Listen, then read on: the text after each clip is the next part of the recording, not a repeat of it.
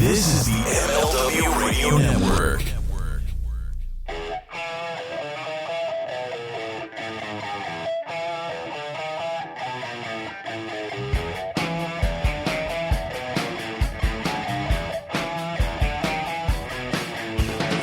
Welcome, everybody, to the Mind of the Meanie, your weekly peek into the world according to former WWE and ECW wrestler, the Blue Meanie. We'll cover wrestling, music, movies, sports, and lots of useless knowledge, all contained in the Mind of the Meanie. I'm Josh Shernoff, and he is the Blue Meanie. Meanie, what is up, man? We're off to an auspicious start. Is that a word? Auspicious? It's a word. It's a word. I don't know if I'm using it correctly, like Inigo Montoya would say. You keep saying that word. Here's Aldo Montoya.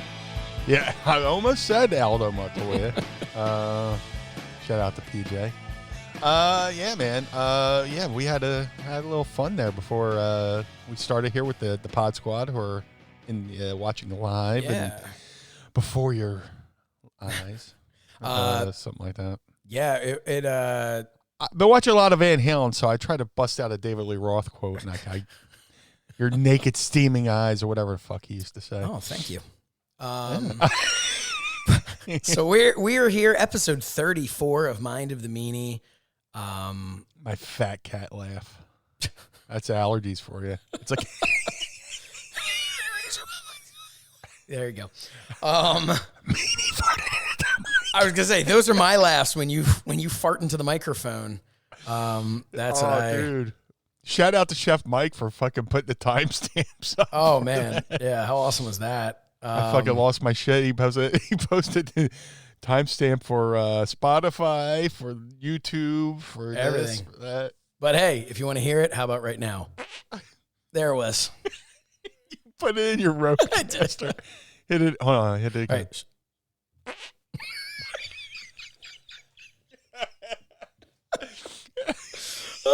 Yeah.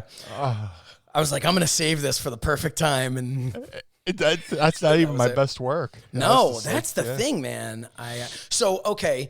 One of my best friends, Matt Mangle, we've talked about him many times before. Great name. Matt, yeah, great name. He had no choice but to wrestle. So Mangle, I was talking to him the other day, and he had this great idea for something that it like takes a little bit more work than maybe I want to put in right now. But at some point, we're gonna do this. He's like, we should do almost like a game show type thing where our listeners have to guess. Like we do like maybe 4 farts, and one of them is you, and 3 of them are just stock fart noises. Yeah.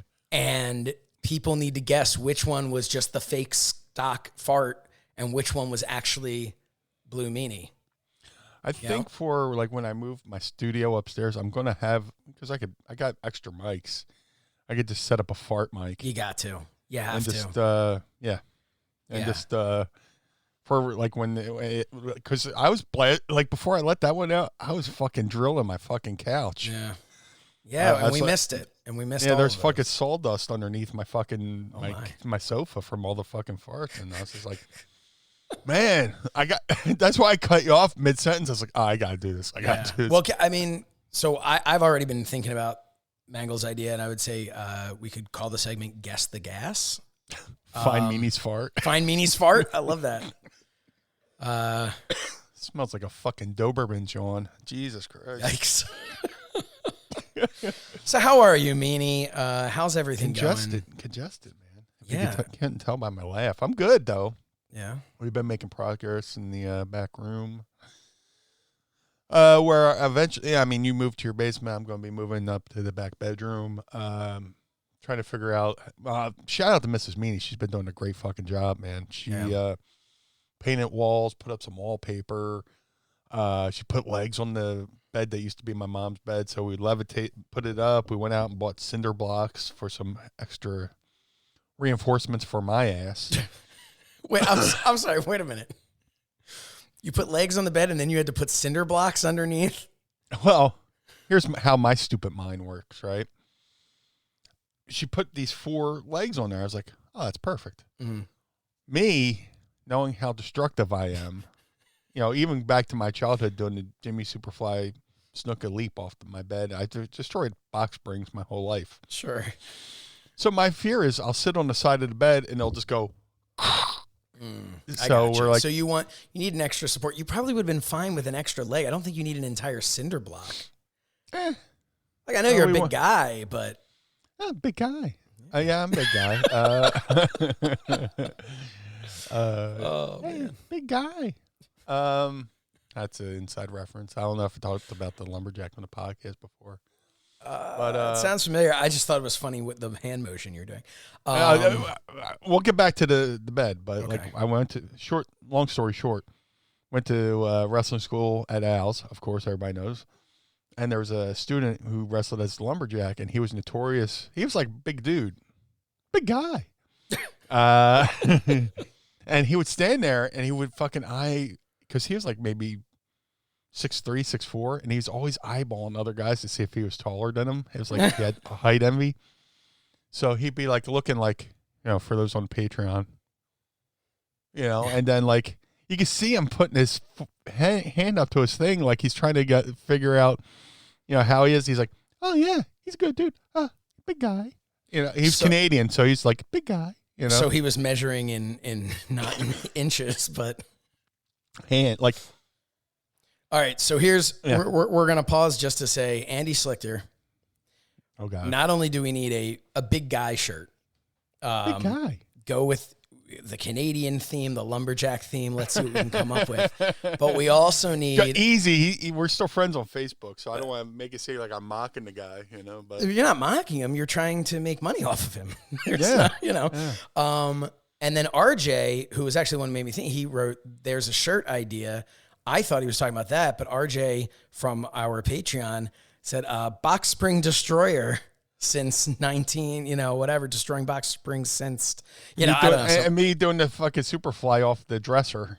Yes. I would do the Superfly off my dresser, and you hear my grandfather go, Jesus Christ!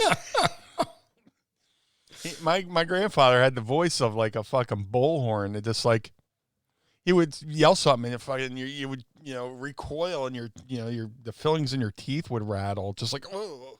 Yeah. We went to we go to wrestling, and if somebody was standing on a chair in front of us, we go sit down. And it was just I didn't do no justice, but like his voice just fucking punched you, It's like so I would do the Superfly, jump off, and you hear the box spring go, and you hear Jesus Christ. Imagine like the father from A Christmas Story in the basement when the furnace blew and you hear him, no, oh, man. But, so Tracy put the legs on there, beautiful legs. She reupholstered the side with this fake, like, imitation leather, pleather, whatever. Looks great. But I was afraid. I was like, man, I'm going to sit on the side. So I haven't decided where I'm going to do a podcast. It's like sitting on the side of the bed, and you see the wall in the backdrop. Mm-hmm. Well, you sent me a picture. It looks like even just nothing in there yet. It looks so cool. And I got 4 Spectrum chairs too. I was like, how Philly would that be if I did my podcast sitting in the chair from the Spectrum? That would be amazing. Yeah, so they'll be there.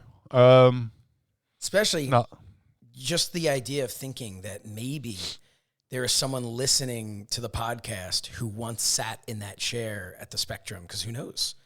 And just listen to me could have been the chair defile it with... What's that? And just they're listening to me defile it with a fart mic. Could have been the chair I sat in at. Let's just lie and say Meanie has the chair from the Spectrum that I. No, wait, that was the Core State Center. Never mind. All right, I was gonna say that I watched you at WrestleMania 15, but that was the Core State. Did I just call it the Core State Center? It was the Core State Center. I guess it was at the time. Wow, man. Okay, so here's the history. It was Core State Center, then the FU Center. Yeah, which I wish I would have went to Austin and be like, hey, man, we're in the first Union Center, the FU Center. Yeah. Goddamn, Meanie, that's a good idea. I've had a fucking line to fucking Rock once, and he used it. Yeah? Yeah, the fucking, we were in... It was, if you smell what the Rock is cooking. Yeah. I smell what he farted. He would fucking crop dust. Yeah. Rock would just crop dusty and fucking catering. You'd be sitting there having your meal, and he's sitting there with his brand new phone, whatever. He always had the top line technology. And you're eating, you're like, oh, what the fuck? And you turn around and you look at him, and he would just go, you know? Wow. So first of all, that's awesome to hear. Secondly, that's back then. Can you imagine the shape he's in now, plus his age, the amount of protein he's intaking? Oh. It's got to be horrible. Oh, it's horrible then. It has got to be horrific. Yeah, he was a no one ever talks about that. It's great to be on set with The Rock. Oh, we love DJ. You know, no. We love Dewey. Yeah, Dwayne. I don't know. But yeah, dude, he would just he was the perfect ribber because he would just sit there and wait like a hunter hunting a deer in the fucking deer stand, you know, Jeez. just and just lay and wait and like you go, oh, what the turn around and you lock eyes with him and he would just break laughing. But wow. Yeah, we were in fucking, I want to say Louisville, Kentucky, whatever. And we're in the TV locker room and watching the show, or he was doing something with Kane. And it was a TV locker room where it's just a monitor. It's just they set it up if you want to do backstage skits, but they always have monitors and you can watch the live show. Mm-hmm. And The Rock's sitting there and Russo's in there, and I'm just sitting there minding my business. And I was like, why don't you do the fucking thing where, you know, because he always talks with the voice box. When you go, my name is Kane. I'm a Rudy Poo candy ass. You came up with that one? I remember that. Yeah. And that was just me ripping off Dennis Leary, you know. Imagine a guy with a voice box going through the drive-thru at Wendy's. Are you making fun of me? No, I'm not making fun of you. Fuck you. So I was riffing off that. I was like, my name is Kane. I'm a Rudy Poo kid. Wow. And fucking Rock fucking started laughing, and Russo looked at me. It was just like, you know, chewing his gum. You know, yeah, bro. And lo and behold, they fucking did it. I was, holy shit. That's awesome. Yeah. Because, you know, I'm the parody guy. Yeah. You know? So parody, you did that. fucking the Dennis Leary fucking bit, which he probably stole from Bill Hicks because he's a jerk off. But, dude, how do you really feel? Dennis Leary's No Cure for Cancer is Bill Hicks's greatest hits album. Like every joke he's ever told. It's funny.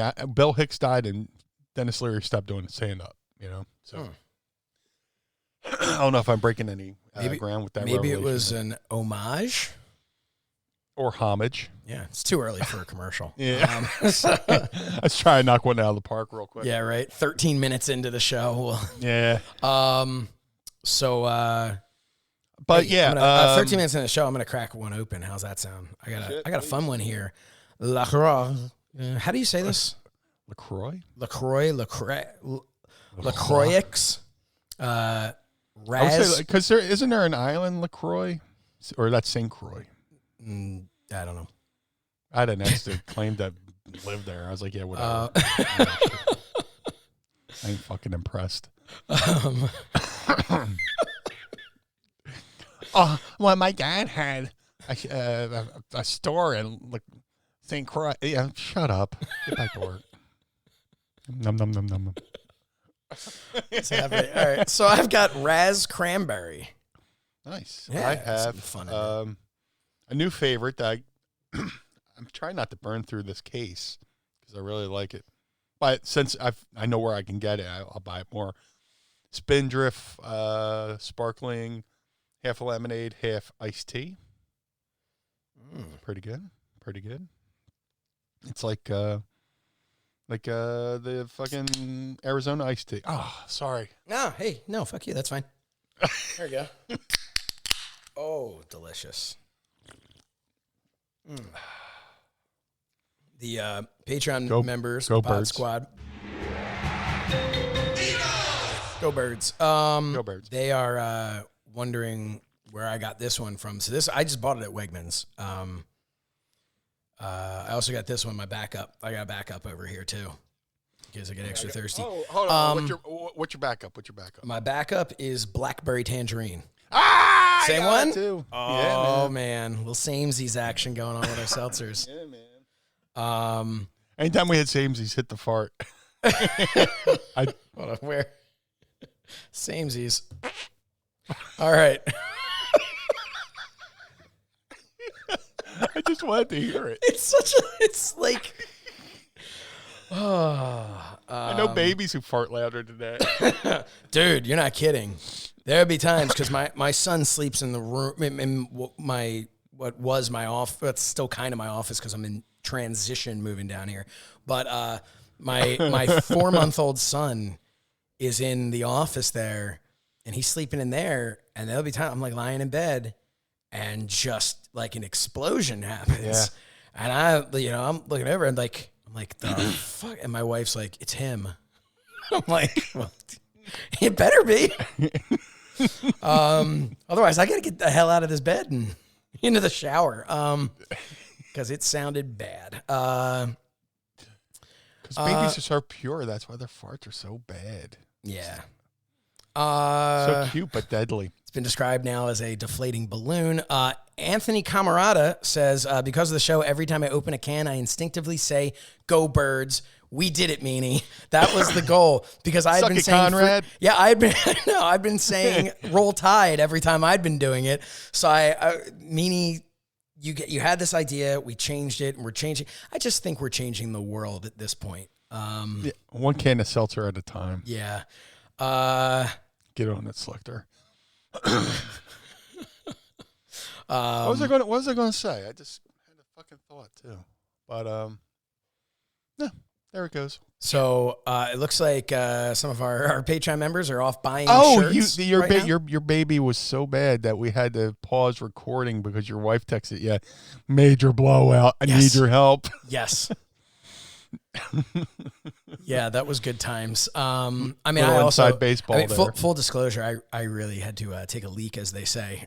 So it wasn't the end of the world that I had to get up and leave and come back. Yeah, I had to too. So, who knew that when your entire show revolves around drinking cans of seltzer, as many as you can pound and make? Oh, which reminds me, when we did alternative commentary on Fight TV, which was a blast, thank you everybody who checked that out. Somebody who does not listen to our podcast was watching us and messaged in the thing asking if we had to drive, because they were like, I'm not trying to be like a jerk or anything, but you guys are really pounding those seltzers.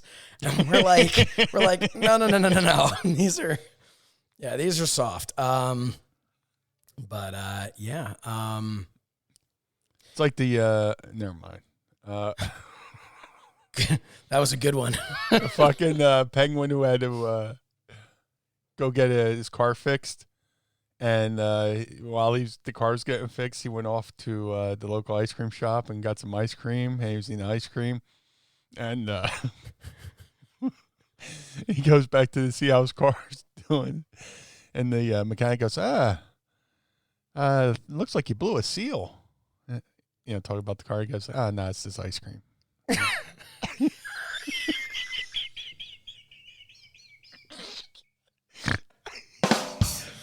Oh, God. Hey, man, it looks like you blew a seal. No, it's just ice cream on my face.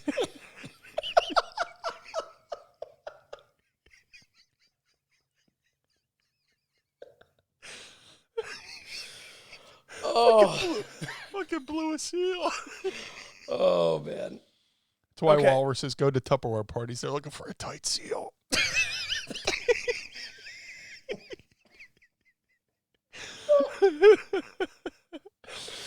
Oh, my God. Okay. Speaking of pounding, yeah, I got a lot of drinks, got a lot of fluids. Yeah, I got coffee, 2 seltzers, 2 water, so. Nice. Yeah. So we're definitely going to be hitting pause at some point. No, I'm glad your kid shit himself so we can take a piss. Oh, man. Yeah, the reality is one day I'll just admit that it was me. That's why I had to get up. Oh, my wife's texting me. I need to change my son's pants. Oh, man. So. Pinch it off. Yeah, just pop it out and pinch it off. That's all you got to do. Hey, so we might get a run-in on today's episode. It is 1:05 p.m. as we record this right now. So those of you who know my contractor, we've had some scheduling issues. And he's now just trying to basically find whatever time he can to get in here and get to work. That's what. So he told me, yeah. So he told me, oh, little seltzer kiss. Yeah. And he told me that he could come today between 2 and 8. So he could like stay. He's like, I can just stay late and get some work done. We're supposed to start installing the drop ceiling. So we're getting there. we're moving along. Like right now, I'm straight up plugged into the wall. Like I had an extension cord for alternative commentary, but now we actually have outlets and the, electrical's on, everything's good. Awesome. So so I wasn't going to tell him like, no, like you can't come at 2, come at 3, because then I'm like, you know what? Then he's not coming at all. There's always a good chance that he's not coming at all. I mean, he is married. Listen, that went over your head. Yes. No, it didn't. Okay. I'm technically married. So. You're like, no, it's just bad. Well, we've been together 7 years, so in Pennsylvania, that's considered common law marriage. So yeah, that's why I call her Mrs. Meanie. So it's legal. Squatting. Yeah. Yeah. No, listen. I've said this in the past, maybe even on the show or something. But like my wife and I, we were living in an apartment when we got married. We were actually living in California. We flew to Florida because that's where all the family was and everything. We flew there for our wedding. We got married on the beach in Florida. It was awesome. We had a great time. We flew back to our apartment. Being in our apartment the day before we left for the wedding was absolutely no different from being in the apartment the day we got home and subsequent days after that. If you are committed and you're in a relationship and you live together and you're like, there's no, what it is to be married. That's what I'm saying. You don't need a piece of paper. Now, I will say, when you bring kids into the mix, it changes. It definitely changes the dynamic. My wife and I, our lives are not what they were pre-children, but hey, this is what we wanted. What's that? This is what we wanted. Yeah, there you go. Yeah. Yeah, me and Tracy were watching TV the other night. We're like, Sim came up and we're just like, man, I'm so glad we decided not to have kids. Yeah, or something like that. It's just like, and it's not rubbing it in or not. No. It was something I wanted, something my wife wanted, but I have a couple of friends who, one is happily in a relationship now because he finally found somebody who didn't want kids. And it was something that always crept up in previous relationships and bit him in the ass. He'd get to a certain point and it was like, okay, well, we can't really go any further because we have different wants. And one of my friends was like, before he got engaged, he was asking me, he's like, what is it like having kids? Like, do you, he's like, I don't know. I didn't really want kids, but she really does. And that would be a deal breaker and all. And what I told him, he decided that he came around and decided he wants kids. And now he's like, I want kids no matter what, I'm like, okay, fine. But at the time, what I told him was, I said, you can't, I would never tell somebody who doesn't think they want kids, like, oh, dude, you have to. No. Right. You have to, for whatever reason, deep down inside, want kids, because that shit is going to disrupt every single aspect of your life. It is going to change everything. And if you don't have that thing in you that says, but it was all worth it, and I don't look down on anyone who doesn't have that thing in them, but if you don't have that thing, because trust me, there are some days where you're looking, you're going, was it worth it? But it was. But, I love my kids. They're the best thing I ever did. But you have to want that, I feel like, or it is just, and especially if you're somebody who's, I have other friends who they really want to travel. Like that's like their favorite thing in the world is to travel. And, same. And do, then you have to look at it and say like, okay, what do I want from my life? And if I look at my life and what I want is no strings attached traveling with my significant other, then no, kids are not. It's the same. Honestly, it's really just like a step different of like, when you're having that conversation, should I get a cat or should I get a dog? Dude, that was going to be my next thing. It's not that I want to compare kids to pets. I don't. Hey, But if you're a like- real pet person, they're like your children. You know. Dude, I would love to get a cat. You know, I'm a cat person because they're fucking self-sufficient. Here's your shitter. Here's your food. Go at it. You know, you don't have to get up like a dog and let him out and walk him and all that stuff. Well, that's said. It's like if I have a booking or we, you know, when we can get back to fucking traveling, if I want to go, just go somewhere. Mm-hmm. It's just me and her. Pack up the car and fucking go. I don't have to fucking bring other people into. Hey, can you come feed my cat? Or, And that's the thing. We've been talking about, like, when we went on, my wife and I went on our honeymoon, we had extra litter boxes, extra like, and that was just for the honeymoon. We took it with us. No, but we left at home. We had extra litter boxes, extra food, all this stuff. We went for a week, and our cat was at home. She was perfectly happy. Didn't matter. Yeah. She laid around the house, did her thing, played with her toy mice whenever she wanted to, I guess, and then we came home. The litter boxes were, we had enough that we knew we're like, she'll just move on to the next one when she fills the first one. She's smart. Cats And that was smart. it. Cats, they know what they're doing. And the thing is, look, I grew up with tons of dogs, and I had some cats and stuff, but I was always more of a dog person. But I really I loved our cat that we had. She passed away last November, and my kids are very much, they really, they miss her still. And they so we've been talking about getting another cat, and my daughter keeps saying that she wants a dog. And we've tried to explain, we're like, well, you got a new baby brother instead, and we can't be taking that dog out and training. You got to train that dog right off the bat, or it's never going to happen. So we're just like, we are not at a point in our lives right now to get a puppy. So, but yeah, I think it's all that, look, it's children or pets or whatever it is. When you have responsibility for someone else's life, that's what it is. It's an extra. Well, that's the whole thing of me. I can barely take care of myself right now, and just to bring something else into this world, or oh, dude, I'll talk with some of my friends who have kids, and we'll we laugh about the fact that one day these kids are gonna grow up and they're gonna look at us and they're gonna realize we didn't know what the fuck we were doing. We had no business being quote unquote in charge. Right. I am the same. I'm like the same guy I was in college. Like, I'm not, I guess I'm more responsible. Maybe, well, that's where my wife comes in. Debatable. She's the one who made me more responsible. But no, honestly, I would still, if I didn't have kids waking me up at 6:30 in the morning, I would sleep until noon. oh, absolutely. And I'm dead serious about it. I would just sleep in, and I'd stay up till 2 or 3 in the morning. And then I just go because that's how I always was. But yeah. I'll be going down like every YouTube rabbit hole, Oh God, yeah. Well, that's the thing. Like, you'll constantly be like, "Hey, did you see this this documentary or something?" And I always I'll go in and I'll add them to my on Netflix or whatever. I'll add them to my queue thing, to watch. And I just never get to them, because by the time I finally sit down, it'll be in bed. We get into bed, I turn the TV on in bed, which you're never supposed to do, because that screws up your sleep. But I turn the TV on, and then I'm just I'll start one of these documentaries, and I'll look at the time remaining, and I'll look at the clock, and I'll know when my kids are going to be getting up, and I'm just ugh, I can't watch this. So that's what I'm planning on my retirement being. When I'm old, my retirement is going to be binge watching Netflix. Just, It'll be like that commercial where you reach the end of the internet. Oh, you've watched it. You've seen everything.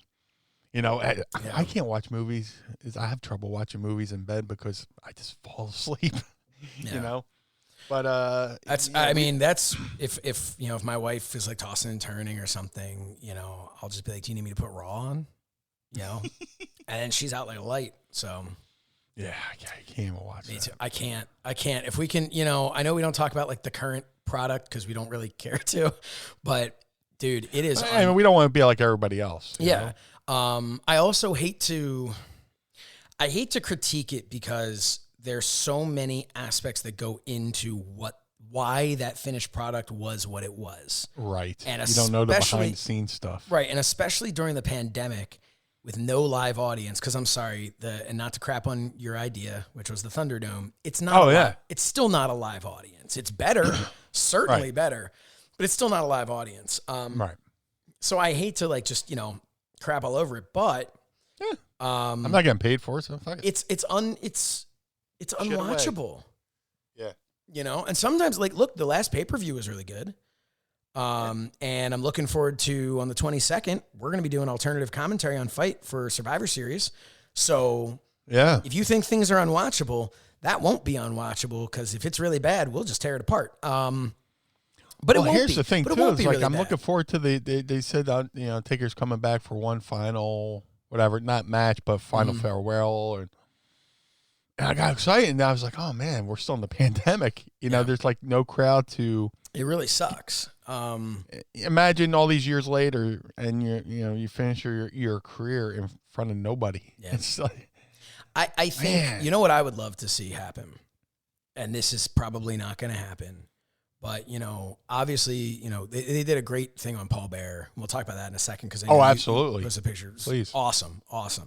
And unfortunately, obviously, he's not with us anymore. But there is an aspect of me a large aspect that would love if he is introduced to the ring by the $1 Million Man, Ted DiBiase, and comes out with Brother Love. Well, I mean, yeah, Bruce he's is there. Now. Yeah. If nothing else, I'm sure he's going to be. I wouldn't be surprised if you see Brother Love at some point. For something, it depends on what they're doing for him. If right. If they're going to be doing some sort of where characters come out to pay respect or to then you got to have Brother Love. But that'd be so cool. But 30 years, man. 30 That's a years. long time. It really is. And not just 30 years. 30 years on top. Right. Because he was on top when he came in.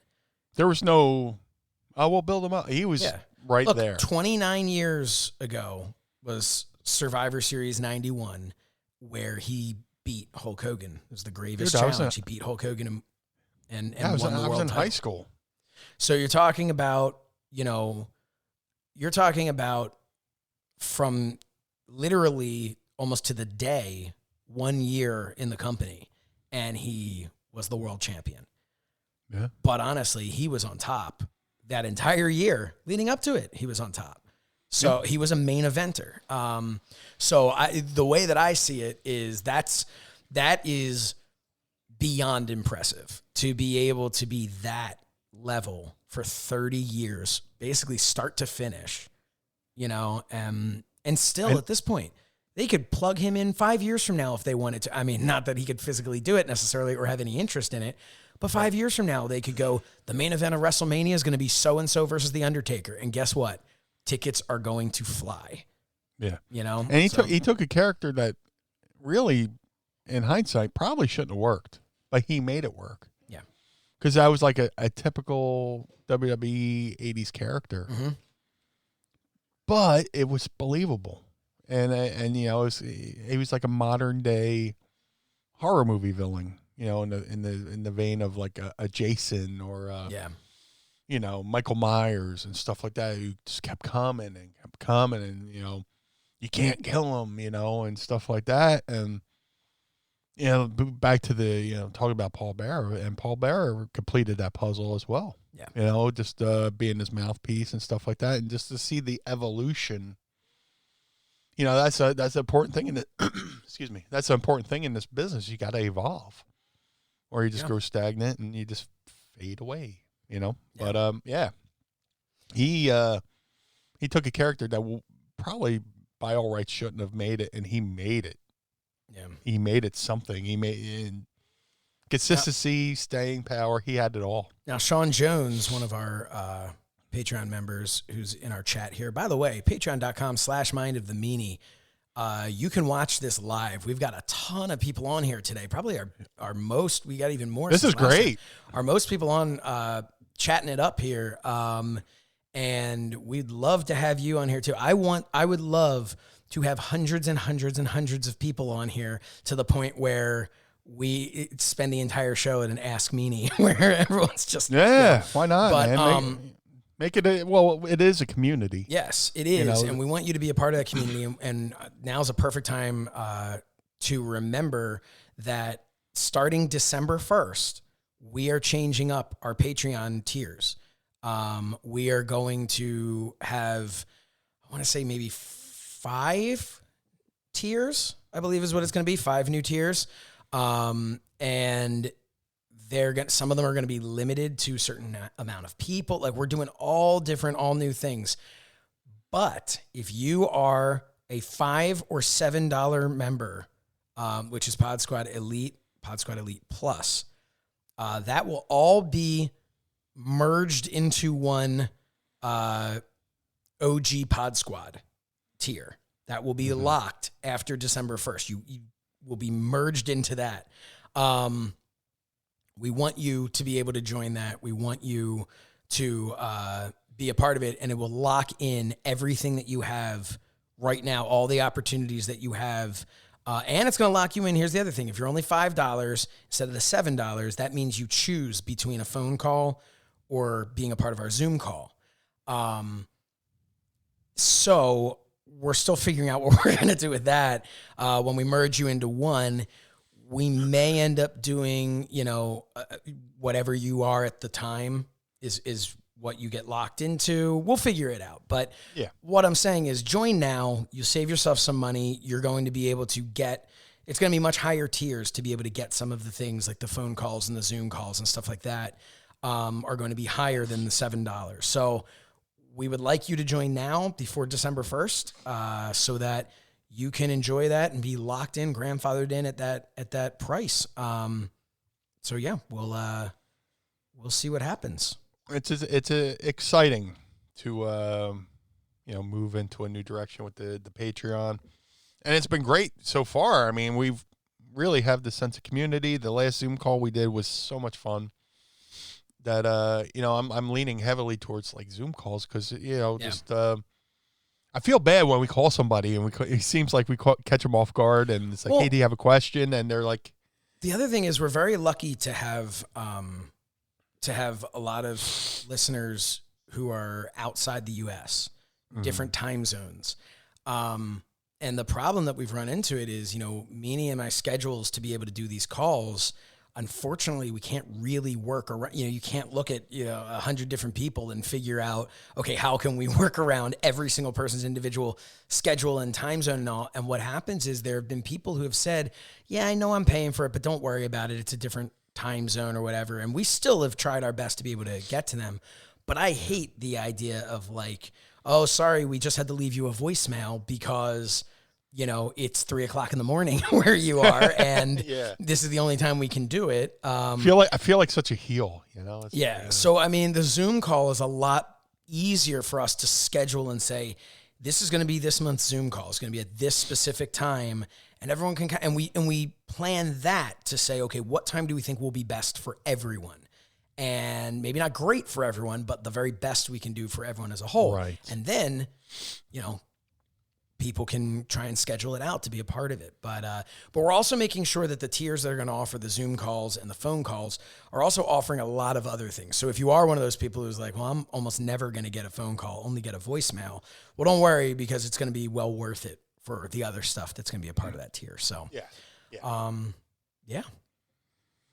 But like I said, I feel like such a heel. Like, we try to reach everybody, and it's like we either get a voicemail or catch people off guard. So this way, if we can all get all together, I mean, we got a lot of people in the chat now, and the chats are fun.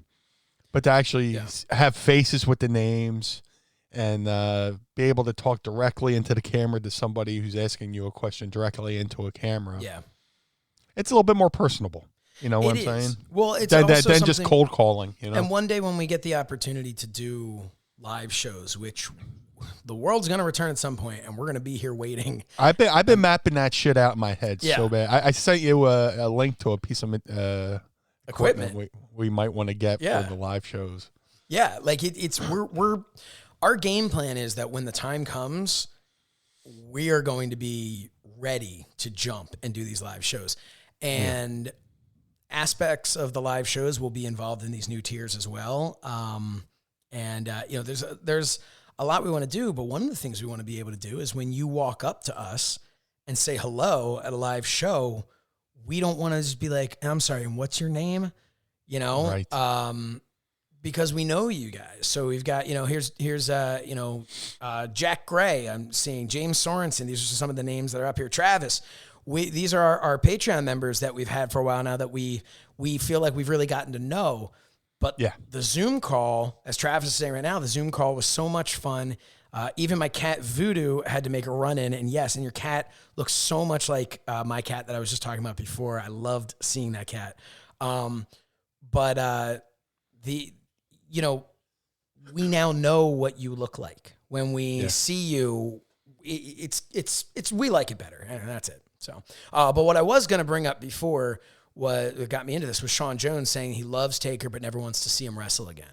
And I'm curious. I was hoping they would do more of the cinematic stuff because there's just still that brings up the possibility of still. I know he shot it down over the course of the week. He says he's never going to do anything cinematic or whatever.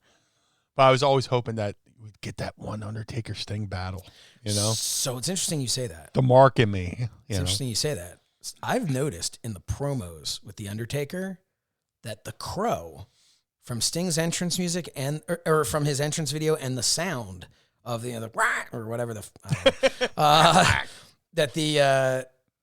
is in his promos for Survivor Series. And while you could easily say, okay, well, it's The Undertaker, it still kind of works with The Undertaker, I just feel like that's so on the nose that, like, even if it's not foretelling or whatever. Yeah, even so I wouldn't be surprised if we got, like, Sting come out or something and have them go, like, face to face or something like that and then just shake hands or, I mean, it's a shame that it didn't happen. To me, I would love to see Sting and Taker doing the kid and play dance. I would, because I guess they're not shaking hands. But Sean makes a good point. Sting is no longer under WWE contract. What's that? Sting's no longer under WWE contract. Well, he's not under, he could still do a one-off appearance. Yeah, but it seems weird. They cut all his merchandise. They had him coming out in an action figure set, and they dropped that. So, yeah. Hey, but you know what action figures aren't getting dropped? The Mind of the Meanie action figures. Not getting... Well, I mean, they will drop eventually. But when your kids drop them and rip my head off. Yeah, but you can pre-order those action figures now. If you're outside the U.S., go to cellatoys.net. And if you're inside the U.S., go right to Instagram, and you can send a DM to @JBToys1. That's going to save you some money. You're still obviously going to pay for the product and you're going to pay for shipping. But if you went through a traditional website with him, he'd have to charge you like 3% extra for, whatever through the site. So we kind of found a little workaround there. So you can go directly through to Instagram, save yourself a little bit of money. And hey, man, $30. That's a steal. Yeah. And when you think about it. Thank you to everyone who is, we are so blown away by the amount of people who have pre-ordered these figures. And not just that, the amount of people who have pre-ordered multiples, I've had people saying like, hey, well, I need one mint on card and one I got to let it breathe, So yeah, just like, the Matt Cardona says, you got to let it breathe. Yeah, absolutely. What is this? James Sorensen. That would be awesome. Can we get Josh versus Meanie? Josh versus Meanie, one as Sting, one is Sting, one is Undertaker in a video game matchup. Oh, okay, man. At first I thought you wanted me versus Meanie in a wrestling match. Then I thought you wanted one of us was going to dress like Sting, and one was going to dress like the Undertaker.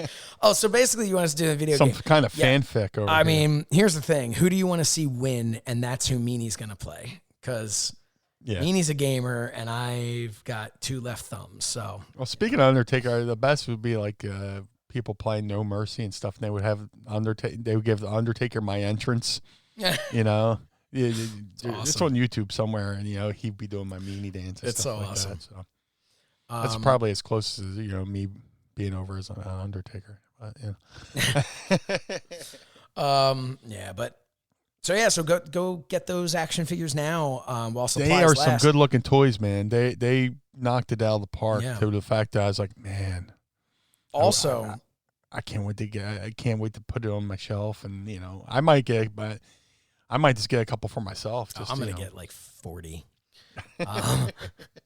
So I'm going to start handing them out to people. Just be like, oh, what is this? Oh, I'm sorry. I didn't mean to drop this. Oh, what is it? It's just an action figure of myself. But what was I going to say? I don't know. You tell me. What were you going to say? Doesn't matter. I don't know. No, but definitely go get them now. If you're listening to this on Monday the 15th, right? Is today Sunday or Saturday? Today's Saturday. Oh, Monday the 16th. Oh, too late. Okay, so here's the thing. Patreon members, if you're listening to this right now on Saturday the 14th, go now and get it, because you only have until tomorrow for us to send you a free signed concept art. That's the art that they did before the molds were made for the figure. So, yeah, definitely go now if you want those and order it now. Listen, you're going to order it. And DM us your proof of order. Yeah, DM us a proof of purchase and your address, of course, so we can send you those free prints. And if you're listening to this, and it's past that time, but you've already ordered and you haven't sent us that information, send us that information. As long as you're showing proof of purchase on the date before November 15th, you're going to be fine. Yeah.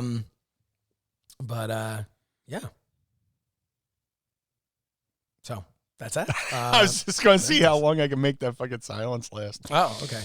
I'm getting a FaceTime for my, I think it's for my nephew's first birthday. They're all there. Should I take it on the air?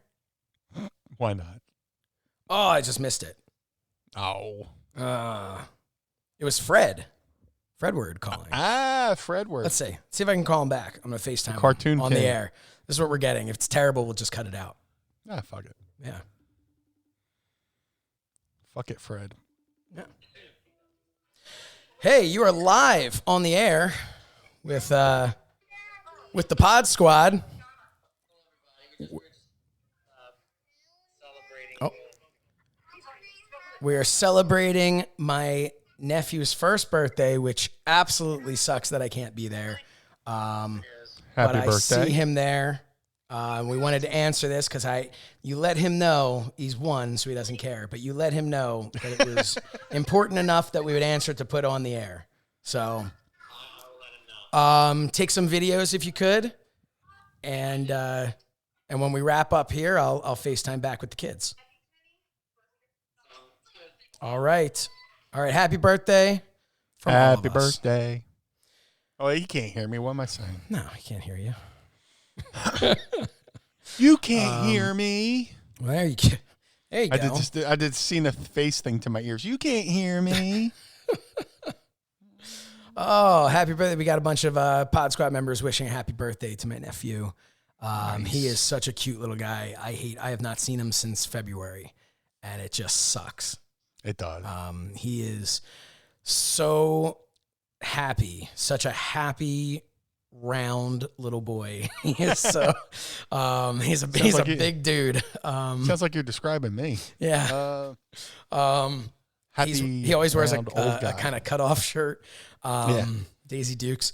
But no, he's such a lovable little guy, and it definitely sucks that we haven't seen him. And they're doing birthday thing there. They're kind of socially they're in their bubble. It's just it's my sister's son, and so it's the three of them in that household, and then my brother and his kids, and my mom and my grandfather. They're all in a bubble. Like they basically only see each other, which is great because in the start of things they never saw anybody. So thankfully, But I was really hoping, a couple months ago, like I remember in the summer, my wife and I were planning. After our son was born, we're like, okay, well, he'll be almost 5 months old. Like we were even thinking, we're like, you know what, maybe we'll get down there and we'll stay through Thanksgiving and we'll just do because the kids are homeschooled now. So we'll just kind of do it, we'll stay down at my mom's for like we had this whole plan. And then here we are, numbers are at an all-time high and we're just not comfortable. So it's killer, man. Yeah. But not to bring everything down, but if it was any other phone call, I would have fabed it, as they say, but Give me the fuck you swipe. Yeah, I would have just swept that over. But kids no, today will never understand the joy of being in an argument with somebody on the phone and be able to fucking hang right up on them and just go fucking slam that fucking phone down to where they hear a little ding and then click. Yep. Now it's just like a fuck you swipe, you know? Yeah. And then you're in a big fight and then they call back like, did I disconnect? Did you disconnect? What happened? You're like, no, and then that I gives hung you time up to on go, yeah, well, my phone cut out. Yeah, I need to just puss out. Yeah. Like, I went under a tunnel. Yeah. If you go under a tunnel, you go into a tunnel under a bridge. Yeah, fuck you tunnel. Yeah. I was in a fuck you tunnel. Oh, man. So, hey, another fun thing we get to do, not only wish my nephew a happy birthday, but we also get to wait and see if in the next 20 minutes, 25 minutes, because apparently I can't tell time anymore, in the next 24 minutes. Samesies. What'd you say? Samesies?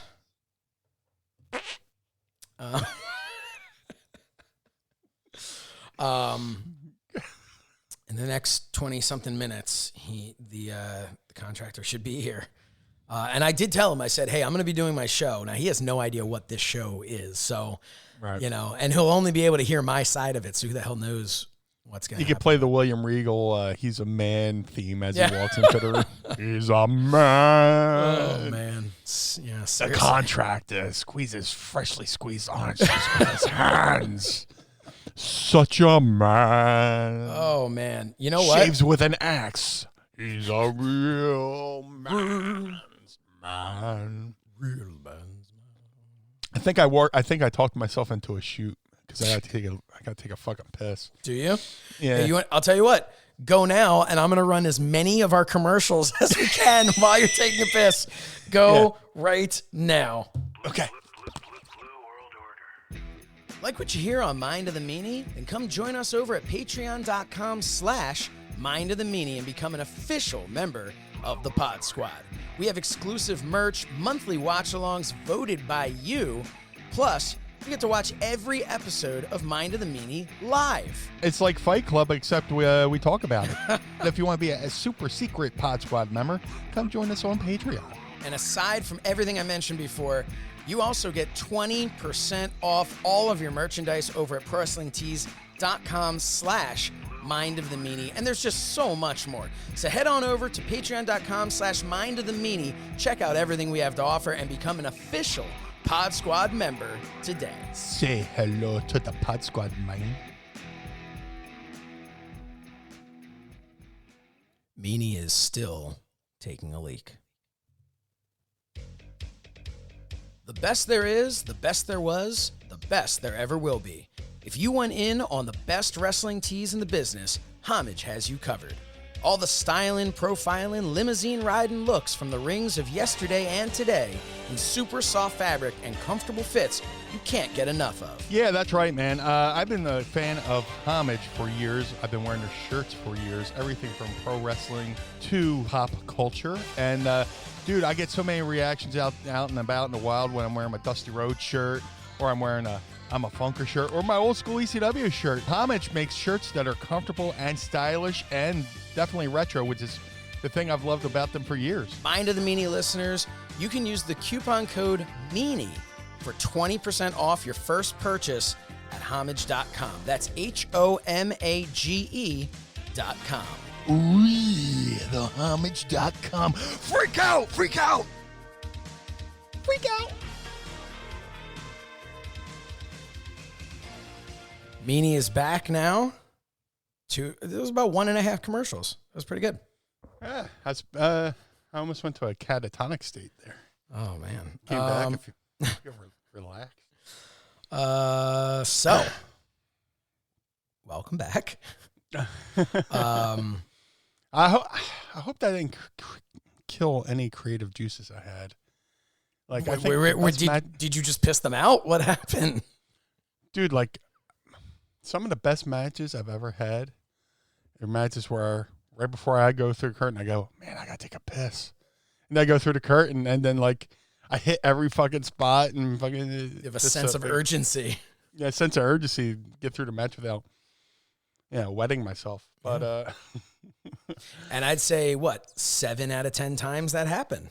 Yeah, pretty much. But yeah, man, that's cool. Hey, I gotta give a little shout out here. Okay, every story begins with this. I trained with Al Snow in Atlanta. Did you really? I might not have mentioned that before on the air, but along the lines of training with Al, he would run shows, and I would do shows and go to shows with him in the Midwest, and there was this one constant in the shows throughout the Midwest, and there's this worker wrestler named Irish Mickey Doyle, and Mickey was a great guy, man. It was still a great guy. We're friends on the social media and all that good stuff. But he was always on the shows. Him and Al used to have a tag team. They were the new Kangaroos and stuff like that. And, no, I'm sorry. That was with Denny Cass. Another great worker. But like him, Al and Mickey were always a tag team. I always see Mickey on the shows. And then eventually Mickey went on to become a trainer. He trained guys like Rhino and stuff like that. And what I'm getting to is there's a new book called Everybody Loves Mickey by Tim Keenan, The Life and Times of Irish Mickey Doyle. And you can get this book on Amazon. I bought mine. It's relatively, it's like $8. Can't beat it. But if you're a wrestling historian and want to show some loves to, a wrestler that everybody who meets him goes, man, what a great guy. He's had a great career. He wrestled in California, all through the Midwest, Arizona. He's had a great career, but, I think a lot more people should know about him and learn about him. Yeah. So if you go to Amazon, look up the book, Everybody Loves Mickey, The Life and Times of Irish Mickey Doyle by Tim Keenan. And then get that. I haven't dove into it yet because I've been so busy with what we're doing with our studio and stuff like that. But I can't wait to dive into that and read that and check it out. Yeah, Mickey's a great dude, man. Such a good dude, tough dude, and I'm a big fan of. For me, there was so long where it was like when I was growing up, like if you wanted to know anything about the WWF from like the 80s or 90s, like I was your guy. I knew everything. But outside of that, I didn't really know all that much. And before the time period of my fandom, I didn't really know very much. So I've always enjoyed over the years books like that, getting to learn stories. You talk about the people that he's trained. So you're getting to learn almost an extension of the people you know. You're getting to learn more about them. For instance, like if somebody wasn't familiar with Al Snow, but knew you, which begs the question, how the fuck do they not know who Al Snow is if they know who you are? But it would be like them reading Al's book, and that gives them just like a little bit more knowledge about the guy that helped really shape you and your career. So I think that that's really cool. Yeah, man. When I saw the book came out, I was like, oh, I gotta get that. I love Mickey to death. I think he trained. There's another great Midwest wrestler out there named Nate Matson, N8 Matson. I think Mickey trained him as well. And when I was running 3PW shows, we had Nate on those shows. But Mickey, everybody has Mickey. Irish Mickey Doyle stories from, Scott D'Amore and all that. He was at one of the trainers at Scott D'Amore School at Border City Wrestling from the Detroit area. Just a blue collar guy, man.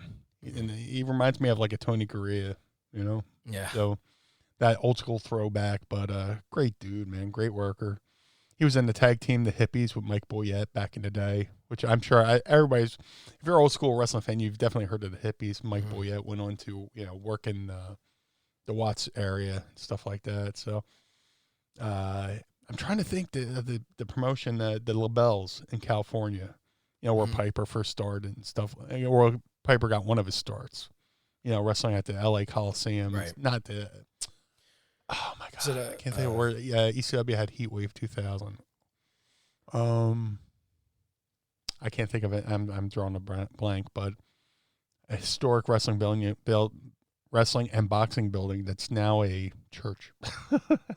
Of all things, where it would have. I'm trying to think what it was called. There's famous footage of Andre wrestling like 8 guys doing a tug of war from there. They filmed the Rocky movies there. They filmed so much stuff there. They filmed Man on the Moon there. It's not the Cow Palace, right?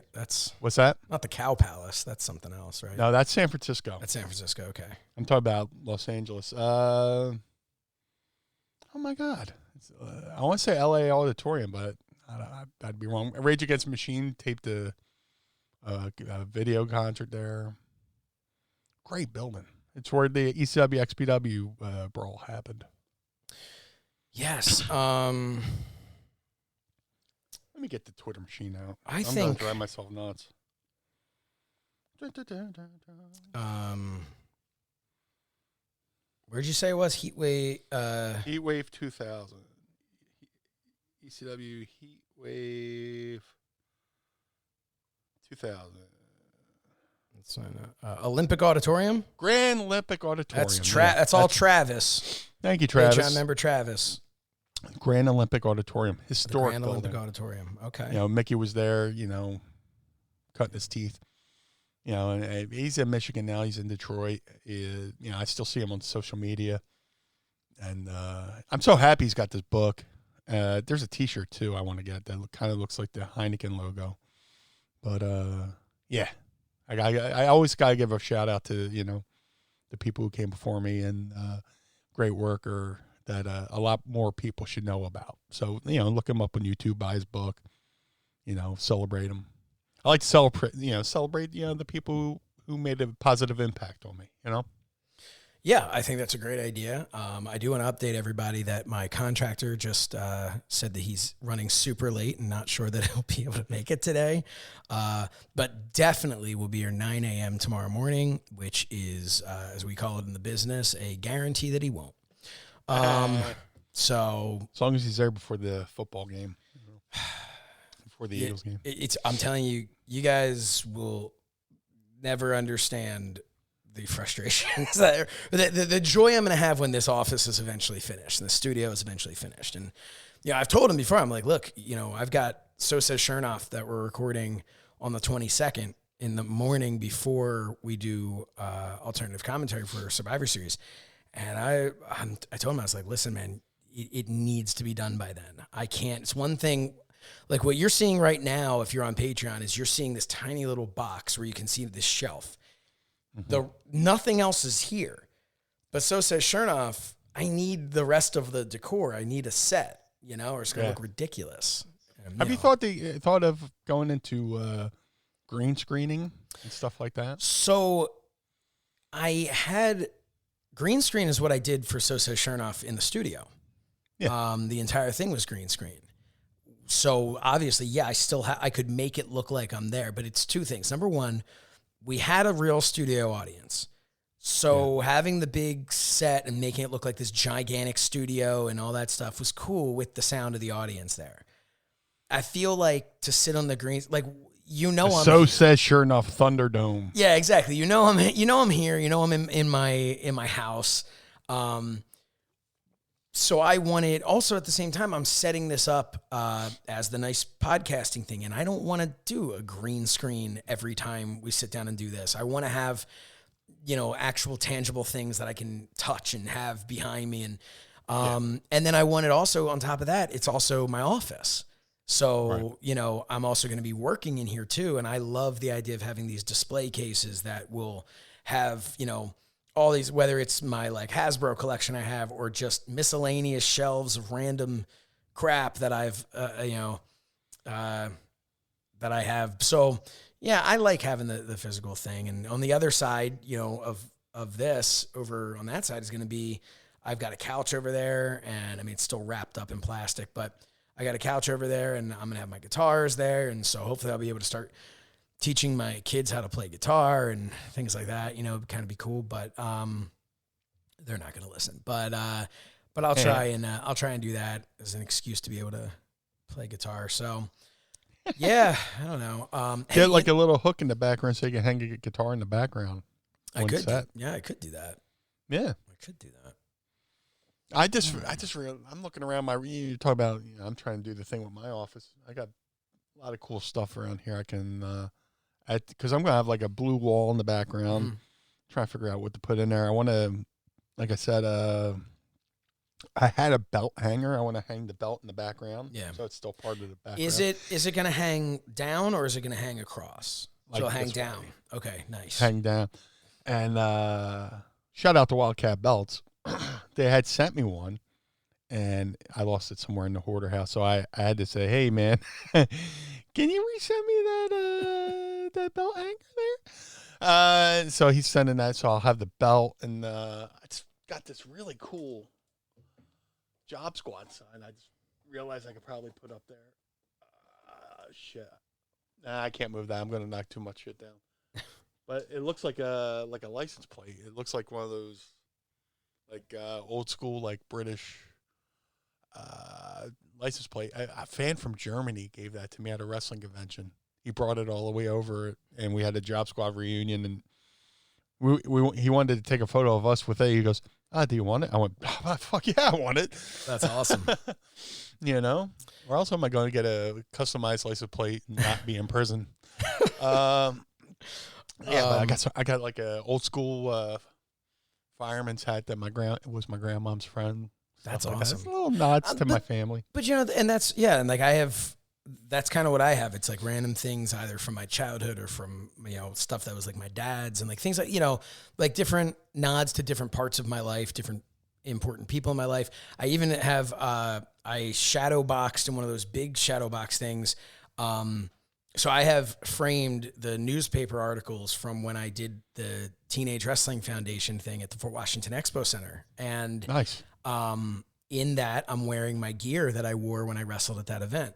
And so I actually just got one of those from Michael's. I got one of those little cases, and because I've had just one of those Ziploc bag things, like the vacuum seal bags. Oh, we got plenty of those, yeah. And that's where any gear I ever wore is all just shoved into that bag.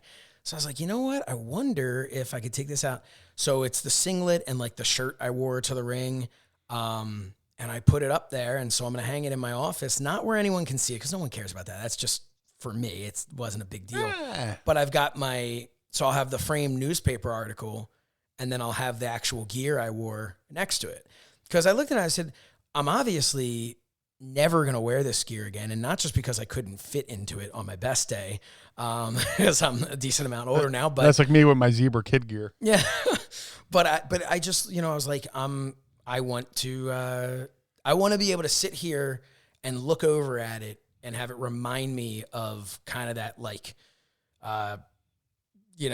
don't take no for an answer attitude that I had as a kid to get that thing up and running and do stuff like that. So, and the only other one that I think I would shadow box in that kind of frame of my gear would be the stuff I wore during the time period in OVW.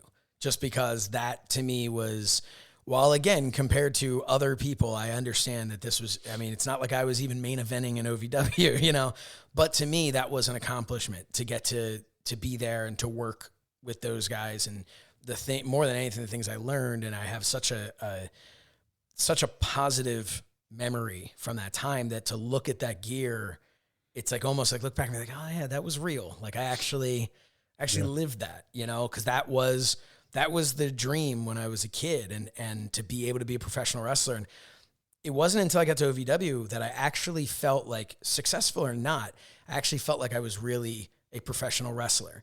Because something about working on the indies were different than they are today. Yeah. And something about working on the indies, or especially working for my own show, never made me feel like, it made me feel like a weekend warrior. It didn't make me feel like a professional wrestler. When I moved to Kentucky, and all I did every single day, I was either in the ring training or setting up the ring at a house show and working matches and doing things like that. I felt like I was engrossed in this. I was actually now every day of my life, sometimes 7 days a week, I was in a wrestling ring. I was doing something, and it was amazing. So that to me is kind of, so I might end up framing that if I have any room left in here, but. No, the indies were definitely a different animal back then. Yeah. And, that's what makes me admire a guy like Tracy Smothers, who does, who we lost. He was working, just indies. He was working 3 or 4 days a week, and he had the hustle, and he was doing. He's like, man, I got this show in Clarksburg, I got this show here, and he would just rattle off dates he was doing. And it's like now the indies you can have always what everyone calls like their indie darlings, right? Yeah. There's so many on a roster. Like before Evolve was bought, you'd look at Evolve, and that was an indie, and there's so much talent on there and everything. But I felt like back in the day when I was on the indies, it really still kind of had that feeling of like it was just Joe Schmo, whoever working on a show here. We didn't know who it was, and then you pop the crowd because Doink's on the card, and and who is Doink? I don't know. Maybe it's probably who you've got. The Patriot. It's not Del Wilkes. It's definitely Tom Brandy, but it's like that was what the indies were. Greg Valentine would inevitably be there too, but looking as pleasant as he could. Yeah. He never looked happy. I love him. No, but he never looked happy. You know what? I got to do an interview with him a couple of years ago, and he was so funny, but so dry, like deadpan. I asked him, I was like, if you could choose any gimmick other than what you had and go back in time and have that, what would it be? And he said he's like, I'd want the $1 Million Man. I'd want to be Millionaire Greg, and I'd want Vince to fly me around in a private jet and give me money and all. It was hilarious just the way he was saying it. But he's a funny guy. But no, so that's I think if I could go back to the Doink thing, what's sad about Doink? The last time I ever saw Matt Bourne before he passed away, it was at a convention it was like a New England convention, and they were doing like the New England Hall of Fame. But I was doing the convention, and then we were driving straight back to Philly to do Dreamer's House of Hardcore show that night. But I was there, and I saw Doink there, and I didn't know it was Matt Bourne Doink. I thought it was like the local Doink. So I didn't go over and say, hey, what's up, man?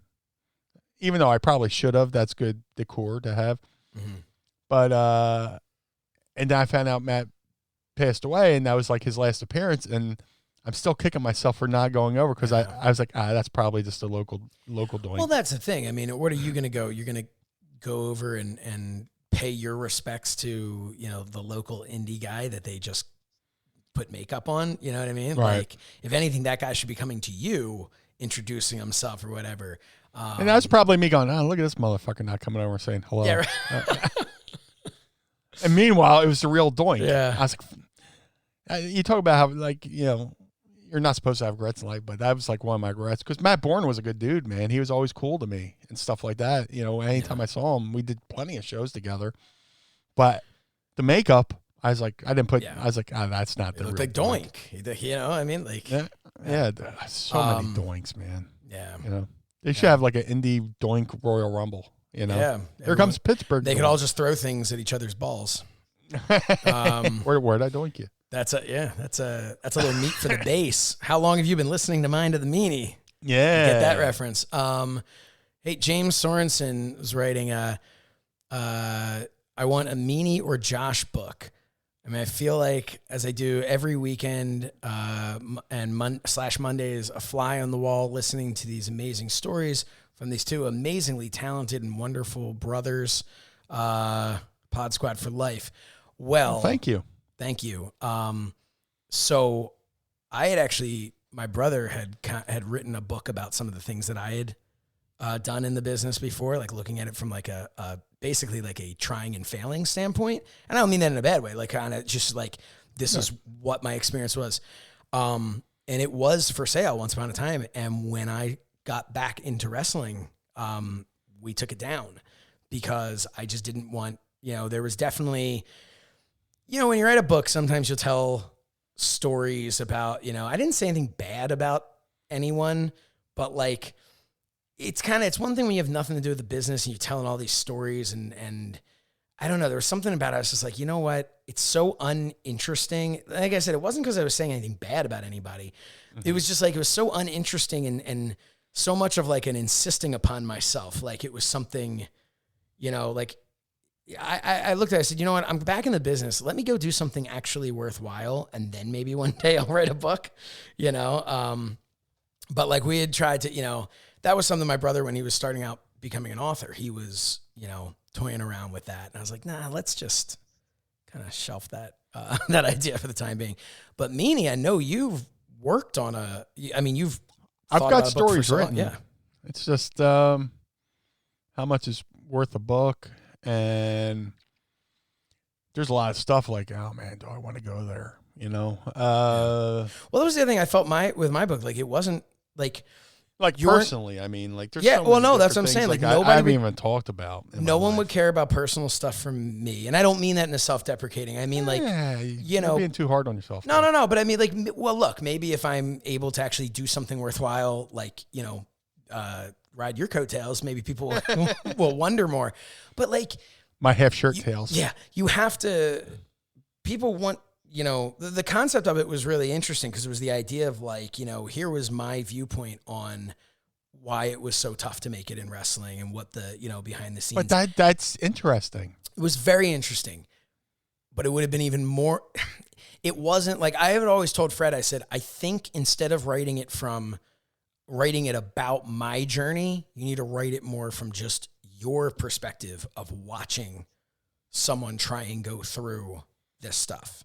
But you could do the yin yang where you say one thing and he says his thing, and then the chocolate and peanut butter put it together. It was, I shouldn't say, like, for what it was at the time, it was great. It was really, and to me, it was more like a time capsule. There was a lot on like the TWF stuff and things that really were like, people would look at it and be like, well, that wasn't really like a big promotion. Like, why are you like, you know, full of your own shit? But like, I don't know. So maybe one day if there's a market for it, I could see it coming, you know, I could see us putting it up on Amazon.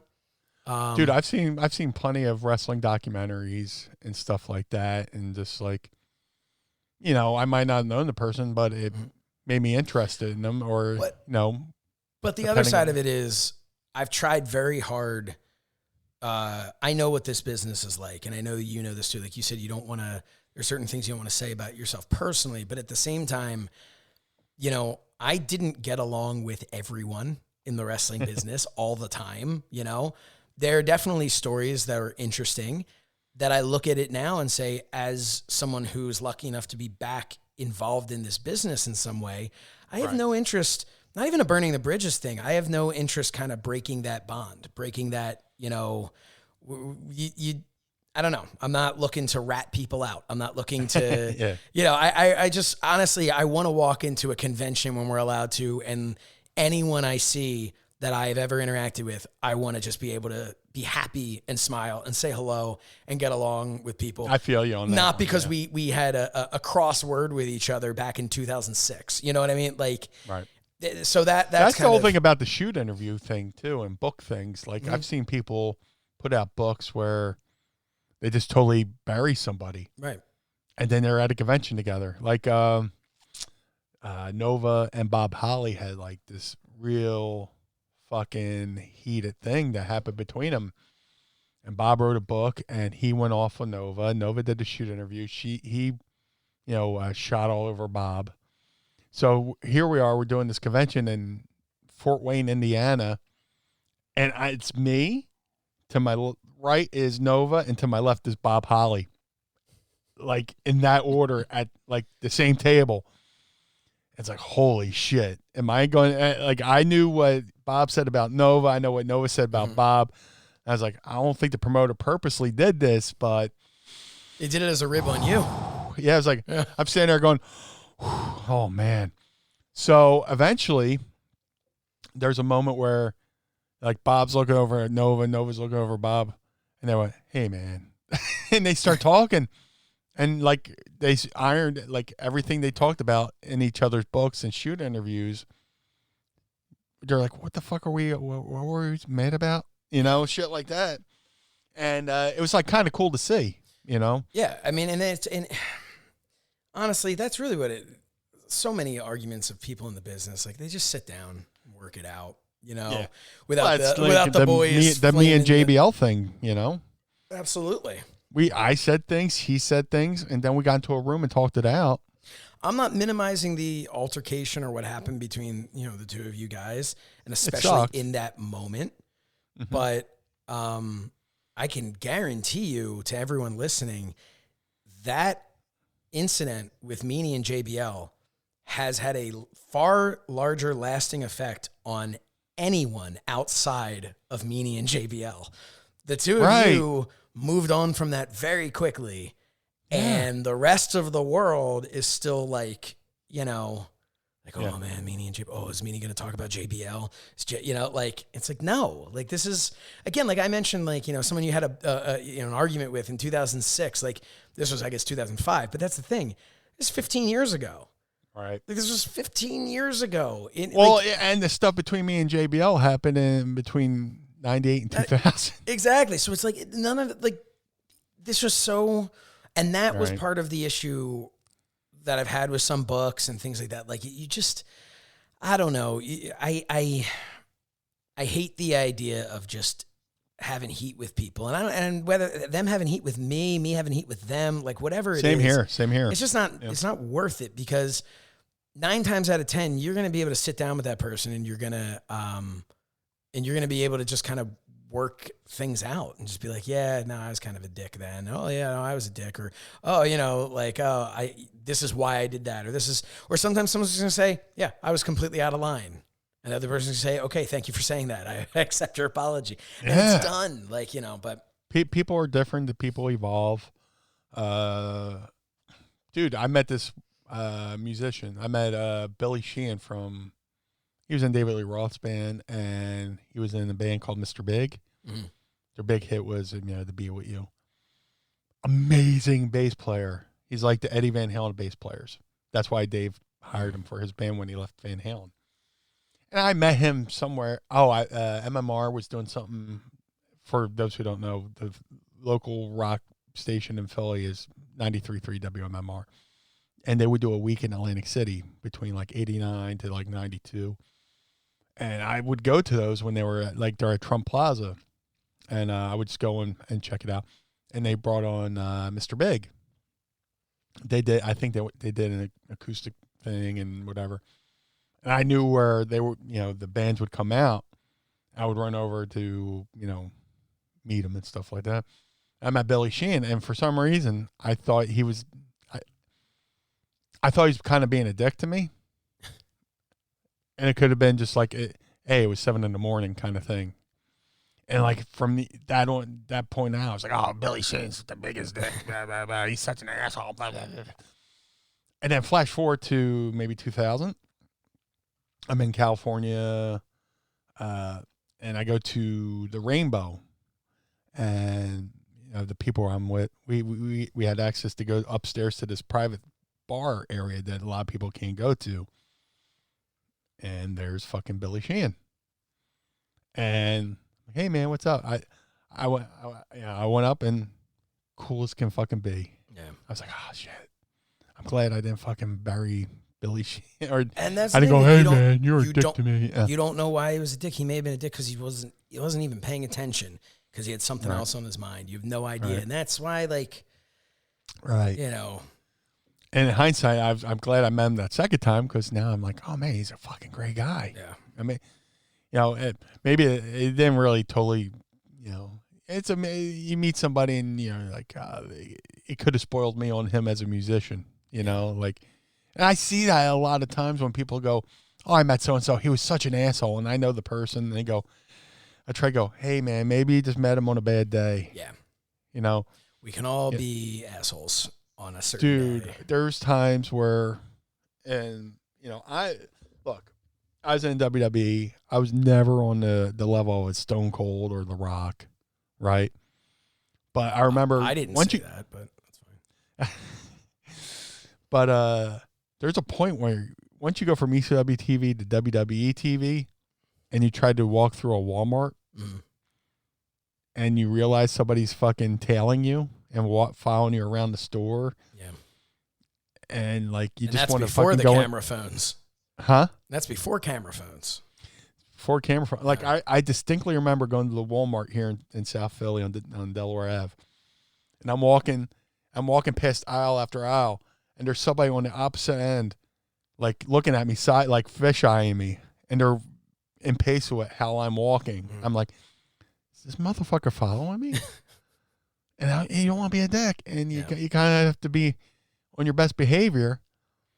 And the person's not saying that. I would rather the person just come up and say, "Hey, Blue Meanie," hey, shake hands and all that stuff. But like, there's times where I probably could have been a dick, you know, or it's 6 o'clock in the airport and somebody's, coming up to you, handing you a stack of 8x10s. Hey, can you sign all these? And I was like, dude, I know you're going to sell these. Yeah, to me, that is first of all, the balls on that person to do that. And from my understanding, people still do that to this day. Yeah. They find out but you're the dick if you say no. Or I've turned down people at the airport. Hey, look, it's early, man. I'll sign 3 or whatever. And then like you go check in and they send their kid over with the stack of 8x10s. Oh, Blue Meanie turned down the kid at the airport. So you can't turn down the kid at the airport. Yeah, or get reported out of Northern California. Yeah. Yeah. Hey, do you want to, because we had a lot of people have things they want to ask Meanie. So do you want to throw to a quick commercial? And when we come back, we're going to ask Meanie anything? I would love to. Sounds good. Want to show the world how much you love Mind of the Meanie? Go to ProWrestlingTees.com/MindOfTheMeanie and check out some of the great merchandise we have over there. One of my favorites is the new Van Meanie shirt. I'm a big fan of Van Halen, and now I get to show it with my own Van Meanie shirt. And of course, we have the original Mind of the Meanie logo tee by the great Hal Haney. There's Wreck Every Bathroom and Leave. And so much more. So make sure you check out ProWrestlingTees.com/MindOfTheMeanie. But if that's not enough for you and you want to support the Blue Meanie, go to ProWrestlingTees.com/BlueMeanie and check out all of the great shirts the Blue Meanie has. Meanie, tell us about those. Hey, I was a part of this thing called the BWO. I don't know if you've heard. But we have the original Blue World Order shirt that was one of the highest grossing T-shirts in ECW history. And not only do I have that version of BWO, I have BWO Japan, I have BWO Barbed Wire Border, I have BWO Kansas City Royals logo for some reason. I don't know. But go over to ProWrestlingTees.com/BlueMeanie and get yourself one of the original BWO shirts, man. And if you feel like you really, really need to, you can also go to ProWrestlingTees.com/SoSaysShernoff and check out some of the merchandise that I have over there, like the Shernoff tie shirt, or the very popular Sarcasm is My Superpower shirt. My favorite. But wait, there's more. Because if we're talking about wrestling shirts, then we have to be talking about the wrestling brand. Collar and Elbow brand.com. Use the promo code Meanie and save 10% over there. I don't know if you know, but the Blue Meanie and the BWO took over the offices of Collar and Elbow brand. I got a special shirt over there. It's the Collar and Elbow mirror logo, but instead of saying elbow, it says LBWO. So go over there and give Rod Hicks and Al Snow, my big brother, some love and use the promo code Meanie and save yourself some cash. All right. We got a lot of people with a lot of questions today. So are you ready, Meanie? Absolutely. I welcome it. Here we go. It's time to ask Meanie anything. That's right up there with the samesies. I don't know if you caught that at the end. Did you catch it? No, hit it again. I was too busy laughing. All right. It's time to ask Meanie anything.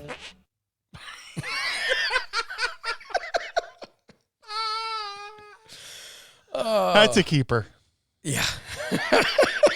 That's a keeper. Oh, my God. All right. Hey, one more time. It's time to ask Meanie anything.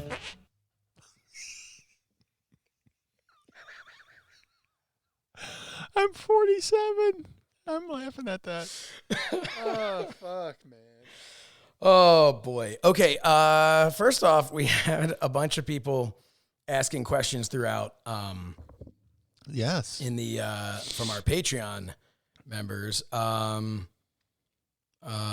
So we're gonna start. Let's see, where did this go? Sean Jones.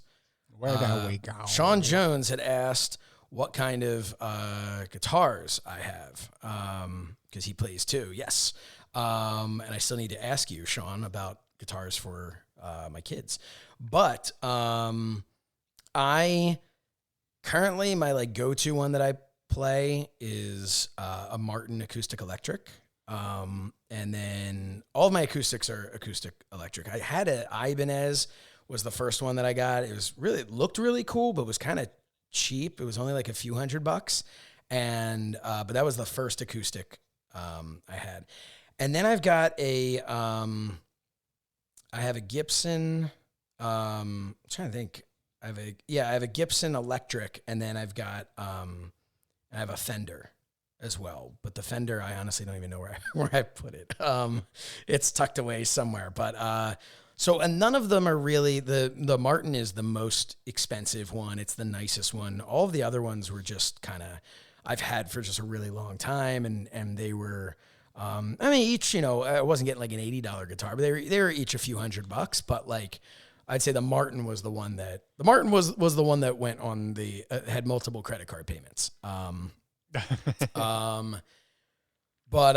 So let's see what other questions we had in here. I'm just kind of going back because there were guitars are like wrestling belts. They're great to stare at. Man. That's why I'm planning right in front. I'm going to be having them hanging on the wall here, just because they're nice to look at.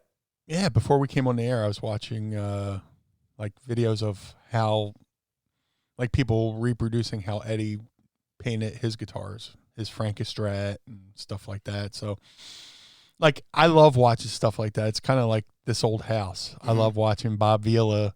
Yeah, how stuff do it. I love how things are made or whatever that. I love that stuff. Or the paintings with Bob Ross. I love watching how stuff's made, how houses are built, and stuff like that. So I've been watching. Like people do, I watched how somebody recreate how Eddie painted his original, because Eddie's Frankostrat, whatever, was done twice. It was the same guitar. I never knew this. It was the same guitar. I didn't know that. And then the guitar that's on the cover of the Van Halen 1 album, which is the black and white design, he went and made it he went and repainted it into the Frankostrat, which is the original red, white, and black striped guitar. I watched somebody recreate the first one and then the second one, which is pretty cool. And he's like, and the cool thing about that with like Eddie, showing there's a video from MTV News on their YouTube, which go check this out. The tour of 5150 Studios. He brings it out and he's like, yeah, this button does nothing, but I thought it looked cool on the guitar. And then like on the back of the guitar, he put like these bicycle reflectors, which like he just did for aesthetics. Why? Yeah. He's like, I like to flip the guitar backwards and, shine them back into the crowd or whatever. So it's kind of cool. Like what goes into his mentality and his guitars and doing certain things and stuff like that, whether it was done for the sound or just for the look. Eddie was a genius. Speaking of Eddies, James Sorensen says, hey guys, you have any Eddie Guerrero stories? I unfortunately don't. I never met Eddie Guerrero, which sucks. But obviously Eddie Guerrero, yesterday as we're recording this, maybe? Yesterday his birthday was the 15-year anniversary of his passing, which is crazy. Any Eddie Guerrero stories that you have personally? Sadly, I don't. I mean... we all have him as fans, obviously. We all have. I saw him in ECW when I was a fan, and then I got into the business, and he went to WCW as I was going to ECW. Mm-hmm. So our paths didn't cross there. There was like a short window where I was on SmackDown 2005 while he was there, and our paths didn't really interact, or our paths didn't really cross, other than saying hello, and then like maybe. My last WWE appearance was at the Mid-Hudson Civic Center in Poughkeepsie, BWO versus, Stevie versus Scotty Too Hottie, and me and Nova were ringside. But Eddie was on that show. Eddie wrestled Undertaker in a really good match. But, like, we're backstage, and, like, I bumped into him. Hey, man, sorry. And he's like, oh, what are you apologizing for? And that was about the extent of our interaction. Hey, man, what are you sorry for? You know, like, I apologized for something that I really wasn't a big deal. Like, I might have accidentally bumped into him and accidentally kicked his foot or something. I was like, oh, my God, sorry, Mr. Guerrero. And he's like, what are you apologizing for? You know, that was a bad great impression. That was fantastic. Yeah. It wasn't even a little bit offensive, and it was No. no. Because he was so, like, he was this big personality in front of the thing, in front of the mic, camera, and stuff. But backstage, he was so, like, very soft-spoken. Oh, actually, you know what? I almost booked him for 3PW. Yeah. And we had him booked for a show, and then something happened with the show, and we had to switch dates. And then we weren't able to reconnect on that date. But he was so, if you could, I'd like to fly on such and such airline because I got miles and all that.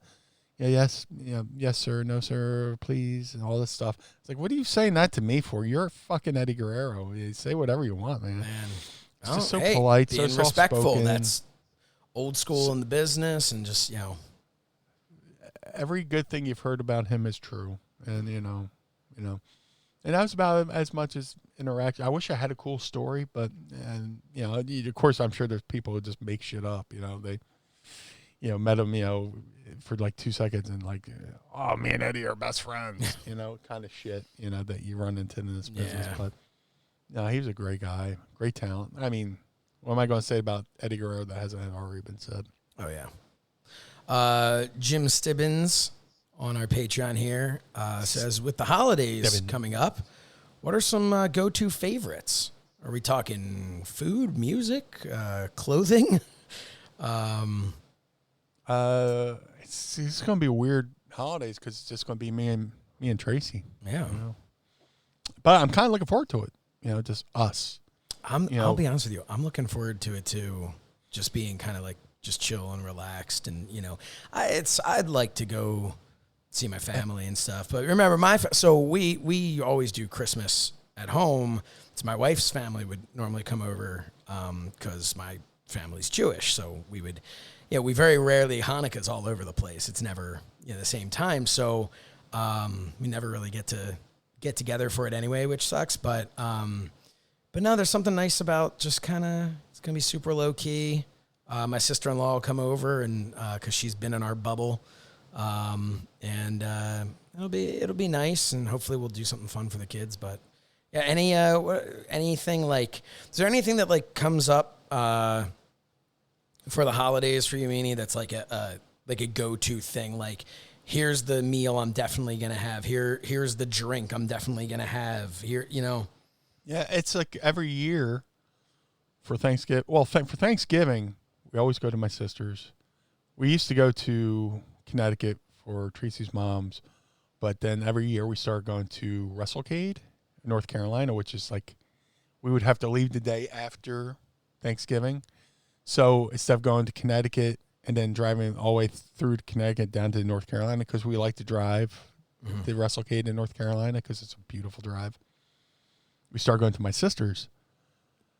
And every year, like for Thanksgiving, and before that, we used to do Thanksgiving at my Aunt Ree's house and stuff like that. And my Aunt Ree always made this really good string bean casserole, which was still amazing. And my sister Leona made it because she knew I loved it, and Tracy's going to make it because she knows I love it. It's like string beans. I'm not even going to bother describing it, but it's like this. They put these like onion things on top. Like kind of crunchy onion things? Yeah. Yeah, that's it's like in this casserole dish, and you bite into it, and it's just perfect amount of soft and crunchy together. Yep. Like, speaking of traditions, when I was a kid, my sister, I would always have my sister make me her lasagna.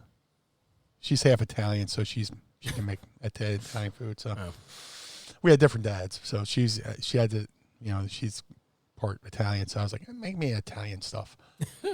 So she would make me lasagna, which I love every year that we lived together. And then, now with me and Tracy birthday, I was like, please just make me like some kind of steak and sweet potato. That's all I want. I don't want a birthday gift. I don't want anything. Just make me that dish and I'll be happy, Material things or whatever. It's the thought that goes into making me that dish. So with Thanksgiving, we were already talking about, we're not going to travel. Every Thanksgiving and Christmas, we're always traveling. And with Christmas, we do the Christmas in 2 states where we go up to Connecticut and we would, spend the night. And then like her mom always did this breakfast buffet where everybody was invited, friend, relative, whatever, you're invited. And then we would have that and we would, eat that. And then we leave and then go to my sister's in Jersey, South Jersey, no less. And with everybody, Christmas Day, everybody's where they got to be. The traffic's the day before, so the roads are clear. So we fucking make it from East Haven, Connecticut to South Jersey in 2.5 hours, which was amazing. And then we'd have Christmas dinner with my sister.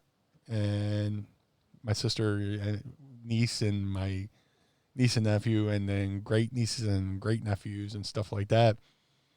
But with this Christmas, this year, it's just going to be us. We're going to stick to what we're supposed to do and stick with us. And it'll be weird, but I think it's going to be nice just having me and her and not have to worry about the grind of traveling and being on schedule. Because, there'll be times where, every guy who travels is set in his ways where, the old joke would be like, my dad thought he was a NASCAR driver the way, I got a flat tire, somebody tie me, or, if you're a man and you're traveling, you're like, I made it from Philly to Pittsburgh in 4 hours instead of the normal 6. It's like this. If you have a GPS, it's not giving you a suggestion. That's it. It's just a suggestion. They tell you how much time. That's not it. I'm gonna beat this GPS. That's my game plan. 6 hours. If you're going the speed limit. So I would kind of get grumpy if we didn't leave Connecticut at a certain time because I had to pace out my head and I'm going to hit this. I'm going to stop for a pee break at this rest stop. And there's this rest stop in, and from any, when ECW ran Boston, Connecticut, New York, there was always this rest stop. The boys will always stop at, and we call it the Louis Has a Click rest stop. Because back in the day, God, I wish I had one. There's one on the back of one of my laminates I found. We had, the Andre the Giant has a posse sticker. Yes. Jeff Jones, who made all the ECW stuff, made these Louis Has a Click stickers because Louis Spicolli would do this thing where he put his hands up like this, like 2 C's. And it was a shout out to the girls in the ECW locker room. It was Louis' Chick Click, which is Francine, Beulah. I don't know if Kimona was there at the time, but if you ever saw Louis Spicolli do this, stand up when his introduction, go like this in ECW, it was a shout out to the Chick Click. So Louis Has a Click. So we made the Andre the Giant posse stickers, but it was Louis' face. Louis Has a Click. So we always stopped at this one rest stop. I can't think of it. Remind me. I'll look it up. Okay. And there was a certain sign. We'd always put the Louis Has a Click sticker that marked that, somebody had been there. That's awesome. And if it was down, if we went there again and it was down, we will always have our stash and we put one back up. Like an Easter egg. Yeah. That was the ECW Easter egg. That's so cool. And to this day, if I'm wrestling, I stop at that rest stop. And I always look at that sign to see if it's there, Yeah. I should just put one there. It's not there. I still have a stack of those stickers. You got to start putting them there again. I have a stack of stickers still in the shrink wrap because being sentimental, I don't want to fucking take it out and be like, I understand that. I can't let oxygen touch this. These are still, pristine. But I think it was the second pay-per-view in Florida. We all put the Louis. It was one of the pay-per-views. We put the Louis Has a Click sticker on our laminates. So if anybody saw it, ECW laminate, that's on the back of it. I forgot which one it was. That's so cool. Yeah, if you find it, take a picture of it. We'll put it on our. Oh, I got the photo. Okay. I'll post it just because I'm friends with Louis' sister on Facebook. So it'll be a nice look. And I have a cabinet, where I used to keep all my DVDs and VHS on. It's covered in stickers like Swamp Candle stickers. There's an old there used to be a radio station in Philly, 95 WDRE. That's no longer around. I still have that sticker, but I have the Louis Has a Click sticker on there, stuff like that. So it's always been a part of my house. But I know if it went off on a tangent here, but like just talk about travel. You get into traditions while you travel, and I always stop at that rest stop. And like I said, we travel for the holidays. This year, it's the first year in 15 years. So we're not traveling somewhere, which is, I'm sure, you're not alone with people who, have that. But hey, we got to do what we got to do to get back out there. The question apparently was he wanted to actually know about movies. Movies? Oh. Yeah, do we have any like holiday movies that are go-tos? Like with Halloween, we just did like we tried to do a Halloween movie or scary movie a day. I don't know, Thanksgiving, maybe not really. I'm always watching football Thanksgiving Day. There's one great Thanksgiving movie. What's that? One great Thanksgiving movie. It's like the only Thanksgiving movie I can think of. Planes, Trains, and Automobiles. Oh my God, yeah. That is the quintessential. Is the king. What's that? The quintessential Thanksgiving movie. Yes. And talk about travel. You can relate to it as a professional wrestler or a person who's traveled for a living. The scene with Steve Martin up at the desk. Yeah, with Edie McClure from Ferris Bueller's Day Off. Yeah, he's a righteous dude. I'm sure. I would have hit it. I'm sure a lot of wrestlers can relate to that scene. Wrestling, traveling, smoking a blunt. But the movies for sorry, going back to memories here. The movies for the holidays for think like Christmas time and stuff. I know like we've got some with the kids and stuff, like we'll watch the Muppet Family Christmas that my wife used to always watch. And so now we watch that DVD with the kids. And I'm excited as my kids are getting a little bit older. I want to be able to start bringing things in that I haven't seen in years, like Home Alone. Yeah. Home Alone is something I haven't seen since I was a kid. Right. But I'm like, so I kind of need to like go back and see like, all right, is this same? Is this ready to? Yeah, but like I wonder, is this something where are my kids old enough that I don't know about Home Alone, but I can start, sharing these older movies. But so I don't really have, other than the Muppet Family Christmas thing, it's just something that we put on for the kids, and they've got their stuff on like Disney Plus now. So there's like, like a Frozen Christmas and this one. Have you seen Santa with Muscles? I actually have never seen Santa with Muscles. It's bad, but it's kind of good. Yeah, kind of good. There's the Santa with Muscles that actually I never really watched it till Tracy brought it up and we watched it. And there's the one where Goldberg is Santa Claus. I can't remember. Oh yeah, he was like an evil Santa Claus, and that was actually pretty good.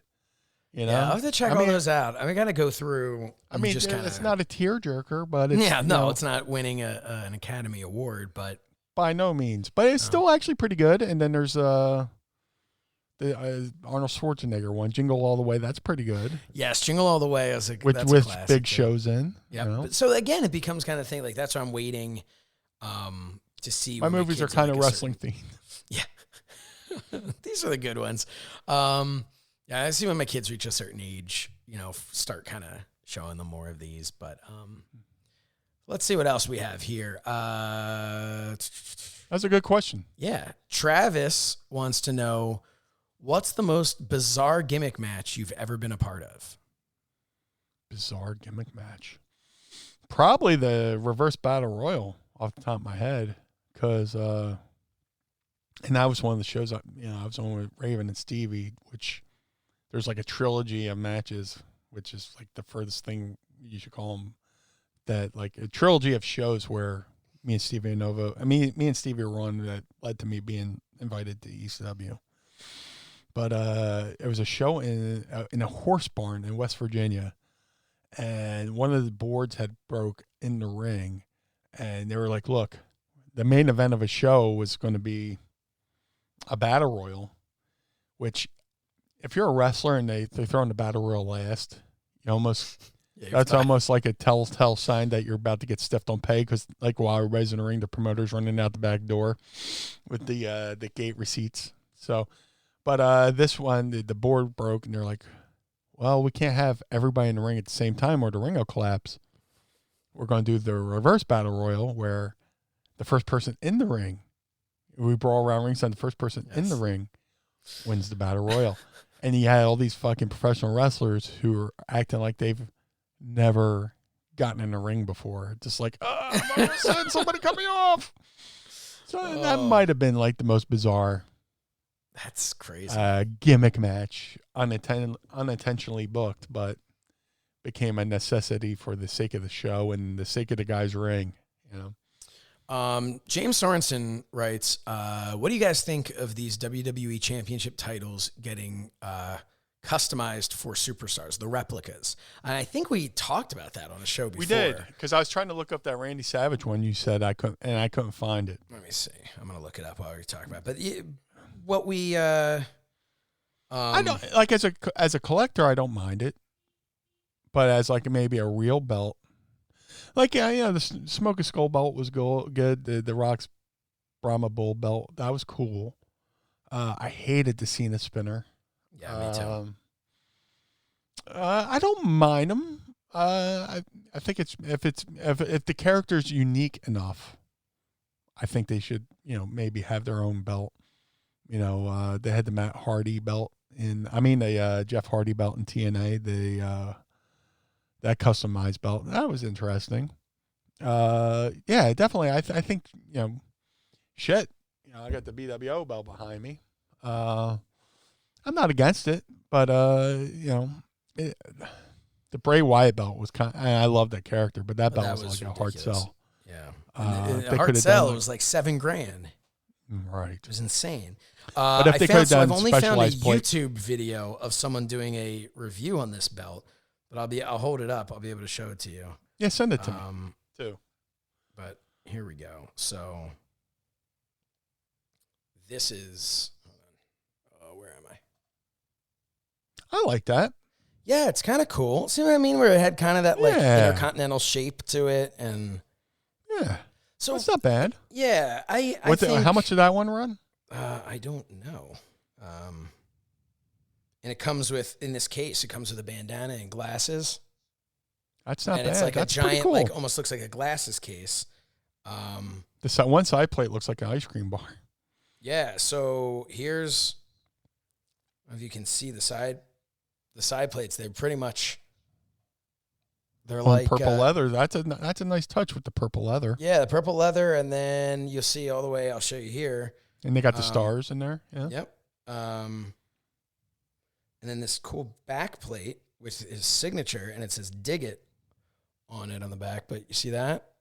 Hey, cool. I like that. It's cool stuff. So my feeling is, and I'm sorry, to everyone who's not watching this, but look it up on New Macho Man Randy Savage Legacy Championship Title Replica Belt Review by Hazard F5 is what I was just looking at. That's the video. Or on YouTube. join our Patreon. Yeah, or join our Patreon and see for yourself. But No, I like that. That's pretty cool. That I think is really cool. I hate when they wear them. I love them as like what your BWO one is. Like I love it as I'll never wear that to the ring. Right. Here is a belt that is representative of a portion of my career or my career as a whole or whatever it is. Like I've talked so many times I want to get. And that belt was inspired by Al Snow's got a Job Squad belt. Yeah. And like I've talked about, I wanted my like So Says Shernoff one with like the big S in the middle and then have like a Mind of the Meanie side plate and a So Says Shernoff and alternative commentary. All these different things that I've done to represent that aspect of like to look at it and represent my career in that way. Yeah. For me, not for people to buy, but just for me. I love that idea. I hate the custom belts when I hated the Smoking Skull belt when Stone Cold had it. I hated it. Now, had they been selling it, I would have thought that's pretty cool looking. I thought they did though. Oh yeah, no, I mean you can buy that as a replica and everything. Like yeah. So don't get me wrong, I don't hate the belt itself, the design or anything like that. But to me, it was like, I don't know, I almost looked at them being like, well, you don't, when they have the replica or where they have their own custom belt, it makes me think of like the lineage of the $1 Million belt, which was he's going to make his own championship. Like there's Stone Cold won the WWF title. Right. He should be carrying around the WWF title, not some Smoking Skull thing. And nothing pisses me off more than when I want to say it was like the Undertaker was wearing the Smoking Skull belt. Right. Like when he won it or something. I don't know what it was, whatever the case. And that was why when the first person who beat Cena, which I don't even know if that was Edge or whatever, maybe that was Edge who beat him with the spinner. And they made it like a spinner thing with him. And the only time I thought it was kind of cool for like a little gag was when the Miz won it and he turned and he locked it in upside down because that really worked. That was really cool. Mm-hmm. But otherwise, I mean, you've got, to me, that was John Cena's belt. So as soon as, like, you look back at like WrestleMania and there's Triple H, you know, you get a shot of him spitting the water out wearing John Cena's belt. It's weird. It didn't make any sense.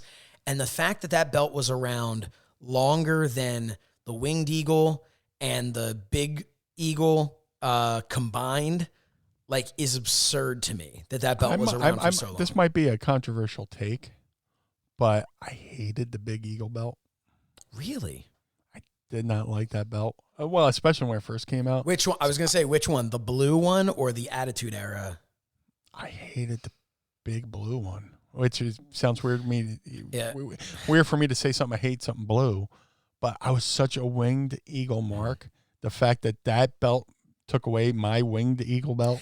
I felt the exact same way when it became the Attitude Era. And it was the black strap and the scratch logo. I like that one a little bit better. I liked that one a lot. I still always wanted the Winged Eagle to come back, though. Yeah, same here. Because I thought that belt would have been that belt was made for Stone Cold Steve Austin. That Winged Eagle belt. Yeah, and that was it. He had it for the day, and then they switched it over. I want to say the next day, the next night. Yeah, I was so mad. That made me hate the Big Eagle belt, and maybe that's why I like the Smoking Skull belt a little bit better because it wasn't the Winged Eagle, the Big Eagle belt. Yeah. Which the Winged Eagle belt is almost like redundant. Yeah, Eagle's got wings. I know the Winged Eagle. But I mean, I love that belt so much. The idea of the Winged Eagle is because it's the wings come up out of the, and create the, But no, I've heard the Winged Eagle. It's like, as opposed to the Winged Smart marking me and going, well, of course Winged Eagles have wings. Yeah. I'm going to refer to it as the Beaked Eagle belt. The beak. The beaked eagle. Taloned. Belt. Does it have talons? But no, does it have large talons? But I always loved, like, I don't know. There were some belts Did I throw you off there? What? Did I throw you off your thought there with the Napoleon Dynamite? Yeah, absolutely. I always loved the Winged Eagle belt. I love that time period. The tag belts. I always said the '97. I've told this story before where I was I was talking to Dave Millican, and I'm like, yeah, I'm like, you know what? When he was like offering me to sell me a ring used Intercontinental title, and I was like, listen, I was like, if it was the 1997 era, like the one that like The Rock and Stone Cold and Owen Hart, like that whole time period, it's like if it was the 97 one, man, I might really be thinking Steve about Austin's got that one. Yeah, well, I guess I'm never getting it, but I was like, man, I was like, something about that one for whatever reason, same design. I was like, but something about the gold, something about the paint color. It's like, I just loved it. I loved that Intercontinental. He's like, yeah, Joe Marshall was making them at that point. And I'm like, but I mean, of course they never were as good as the, the ones you were making. It was just it must have just been because it's the time period. But yeah, I backpedaled very quickly. But no, I like those. I like all of You heard the Flintstone feet as you backpedaled. I never, I mean, the belts today in WWE are just, they go from meh to hot garbage. Like, and to me, like, you know, some people go, it's a belt. Doesn't really matter. It's a belt. Or I'm sorry, a championship. But here's my big issue with it. It is a championship. Yeah. Who works their entire career, dedicates their life, and sacrifices their body for something that looks like a piece of shit. Right. Like, it should look like AEW's belt. That is a belt that when you've worked your ass off your whole life and you win that belt, that's the one that I feel like you'd go to your family and your friends and, you know, the school children in your neighborhood, and you're showing this is what dreams can come true, and you can achieve this beautiful hunk of platinum gold and whatever. And I understand that that's much more gaudy than the Winged Eagle belt. But the Winged Eagle, I wouldn't even say it's gaudy. I wouldn't say it's gaudy. Well, I mean gaudy in the sense that it has like all the stones and all the things, like that. No, I think it's beautiful. I think it's amazing. It reminds me of the old Mid-South North American title. Yes, in the design of how it's and how it's like very tall and then kind of tapers it's almost down. like a bulletproof vest. Yeah, you know, somebody shooting at you. Let me pull my belt up. Yeah, I look forward to like Matt Sydal winning it one day. How the hell he's gonna wear that? But the AWA belt looked like an old turkey platter. Yeah, it did. It was so flat and like nothing. Yeah. Just etched in a little bit, but no, I don't know. To me, a championship belt should look, you know, the WWE World Title, prestigious. Is like I think their current belt, it works. It's not my favorite thing because it's so At bland. first I didn't like it. At first I didn't like it either, but I get it now. I look at it and I go, okay, you're the WWE champion, the Universal title. Don't even get me started on the stupidity of a Universal Championship, but the WWE title, I look at it and I say, okay, WWE is the biggest wrestling company in the world. Right. So you have this belt that shows everybody this, I am the WWE champion. This is, you know, to me, like I look at that, I go, okay, like that works for me. But the other ones, like, they're not, like the Intercontinental is just bland as all hell. I saw somebody, I wish I would have called the Universal title just the Universe title. He represents the WWE Universe or something like that. Yeah, you know, but then it's Universal. Like, but here's the thing, Universal or Universe or whatever you want it to be. So that, I mean, and I'm a big fan of the old UWF where they had the Universal Heavyweight Champion, Universal Wrestling Federation. Well, but that's the thing. It was the Universal Wrestling Federation. Yeah. So it made sense. But like, I don't know. I don't get the Universal title. It's like, okay, so you're the champion of the universe. Therefore you should not be equal to the world champion. All right. Because you're the champion of the entire universe. Yeah, man. Which also is ridiculous because... Defend that shit on Mars. Yeah, like, I don't know. You got a bunch of Martians out there who are half hot. What's that? Yeah. Well, Matt Damon makes his shit potatoes. I didn't even see that movie. I just know he makes potatoes out of shit or something. Yeah. I don't know. Actually, I have an audio of him creating that. True story. So I have a button on here for applause, and every time I see it, I think it says applesauce.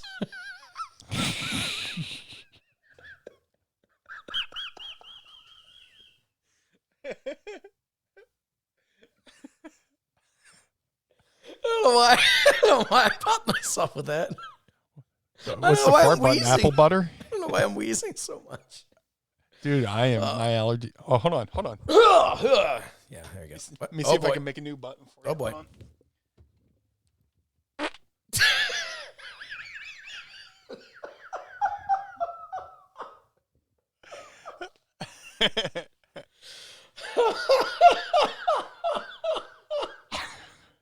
That was almost as good. Not as good as my morning ones before I take a piss in the morning, but yeah, you're gonna have to hop on like straight out of bed. I get so much heat in the morning just for the ones I drop in the morning. Oh man. Brother. Anthony Camarada is saying, I've never understood the undisputed title. If it's undisputed, what's all the fighting for? Well, Shout out to George Carlin. Yeah. Well, but the undisputed, obviously, I guess he's making a joke, but well, that was a George Carlin bet when he talked about, the undisputed World Boxing Championship. Well, if it's so undisputed, what's all the fighting for? Yes. Yeah. But still, good point. They're talking about the Sean Jones says, I have an FNU big gold, a white IC, and ROH championship that's signed by Punk. Sweet. That's nice. Tremendous. I'm such a belt mark. Yeah, that's the thing. Like, I just, I know we kind of went into the weeds here on this one question about it, but I love belts, and it's so I could talk about championship belts for so long, which seems so weird. What a weird thing to be obsessed with, but I love it. I absolutely shout out to Conrad Thompson, because he's going to have something over in ad-free shows. Yeah, shout out to them. With they're going to have something with Dave Milliken and the belts and stuff like that. Yeah, so. I mean, some people would refer to it as the idea that Calvin and I came up with while we were driving back from Starcast, and apparently we waited too long to do it. But no, you know what? We'll get Andrew from Wildcat Belts on our show. Yeah, talk about come on now. Because he's making the current WWE belts. He is. Yeah. What's I up with the didn't shit on Velcro, those, man? did I?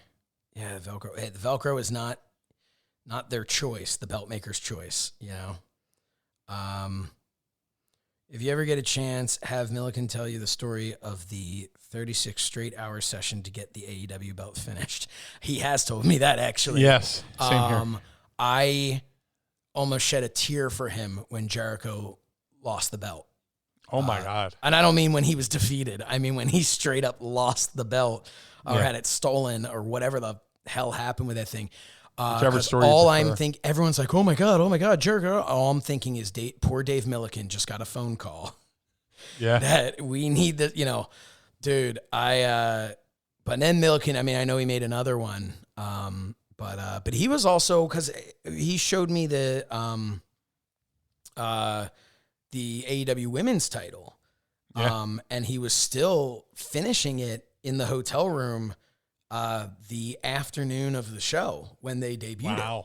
So that's a beautiful belt too. Yeah. And a lot of the things that kind of, will set him back is, he'll work on some of it, but then he has to send it off somewhere to get plated and stuff that, and it's all a matter of when do you get it back. And when, so I'm very excited to watch that, that thing and just, it's amazing though. I love. We should get Andrew on to talk about belts and stuff like that. We should do that. Oh my God, yeah, definitely. Hey, here's an idea. I'll try to line that up. Yeah, if we hit 1,000 YouTube subscribers, we will bring him, because you can't have that just be audio.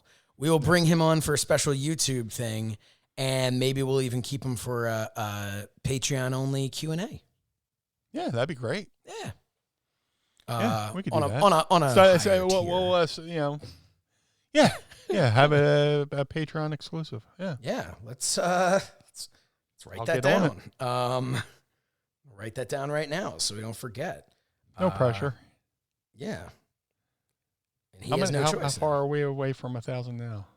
We are. Let's see. Yep. Speaking of pressure, making you look that up on the spot. Well, right now I'm just typing in. So 1,000. What have we decided here? 1,000 YouTube subscribers. We should raise the bar on that, but I just want to get to 1,000 at this point. Yeah. 1,000 YouTube subscribers. We'll have him on from Wildcat Belts for a bonus YouTube show, and then we will do a Patreon Q&A with him if he agrees to this. He knows nothing about this. Yeah. No, you're going to do this. Yeah. Andrew. James Sorensen wants a Mind of the Meanie championship title. He says he'd buy a replica of it. Here's the thing, though. If we got someone to make that, it wouldn't really be a replica. It would be like an actual championship belt. Because I guess we could ask him to make, like, what's your cheapest kind of belt? Like, oh, he does. Look, he does do like kind of like a economy. He does say like fantasy football belts or stuff like that. He can make those. You know, that could be something. Belts. Maybe we'll throw that in on like a super high tier or something. You know, something like that. We're at 955 subscribers, so we're 45 away. Okay. So if you're listening to this, you have not subscribed to youtube.com/Mind of the Meanie, go right now, and you will get this little exclusive. Well, here's the thing. Sean Jones would buy a Mind of the Meanie belt. Meanie. we need to start talking. Yeah. I mean, we have 1,000 followers on Twitter. And I see the numbers. Yeah, of our more downloads. than that. We have more than that on various social media platforms. Yeah, we can easily. We have more than that listening. So come on, just go. Yeah, why if not? everyone listening to our show went and subscribed to YouTube, we would absolutely have more than 1,000. So that's why when we keep talking to you, we know someone's listening who has not subscribed. Yeah, so, I watch RJ City's live streams. And it'll be like he has like, say, 60 people. It'll tell you 60 people watching, and there's only like 30 likes. He's like, are people watching this who hate it? Throw some likes on there. Why don't you? All right. So let's go. We're going to jump over to some other Ask Meanie questions here that were on Twitter. Let's see what we've got here. King Buka at Buka Mania 89. If you could book your own ECW reunion show, what matches would you have on the card? How about what's the main event of your own ECW reunion show? Main event would be... I don't know that we have time to book the entire show. Yeah, because I was a little long-winded on some of the other answers. What would I like to see? I would assume it's every incarnation pre-WWF. Yeah. There's so much there. It would have to be... Man, I'd love to get Eddie Gilbert in there somehow. I don't know why Eddie Gilbert's stuck in my head. So I know Eddie and Terry Funk headline the one show, and it was a bloodbath. But maybe a three-way dance, Eddie Gilbert with Cactus Jack and Sabu. Wow. I think that could be a pretty good match. Yeah. Because Eddie Gilbert and everyone's in their prime in this scenario. Everyone's, that would be like a tribute to all, because I'm unapologetically Philadelphia. Eddie Gilbert and Cactus Jack had a legendary feud in the Tri-State Wrestling Alliance that made, got them national headlines. So that would be a tip of the hat to their Tri-State feud. And then you would have Sabu and Cactus would be a tip of the hat to their ECW feud.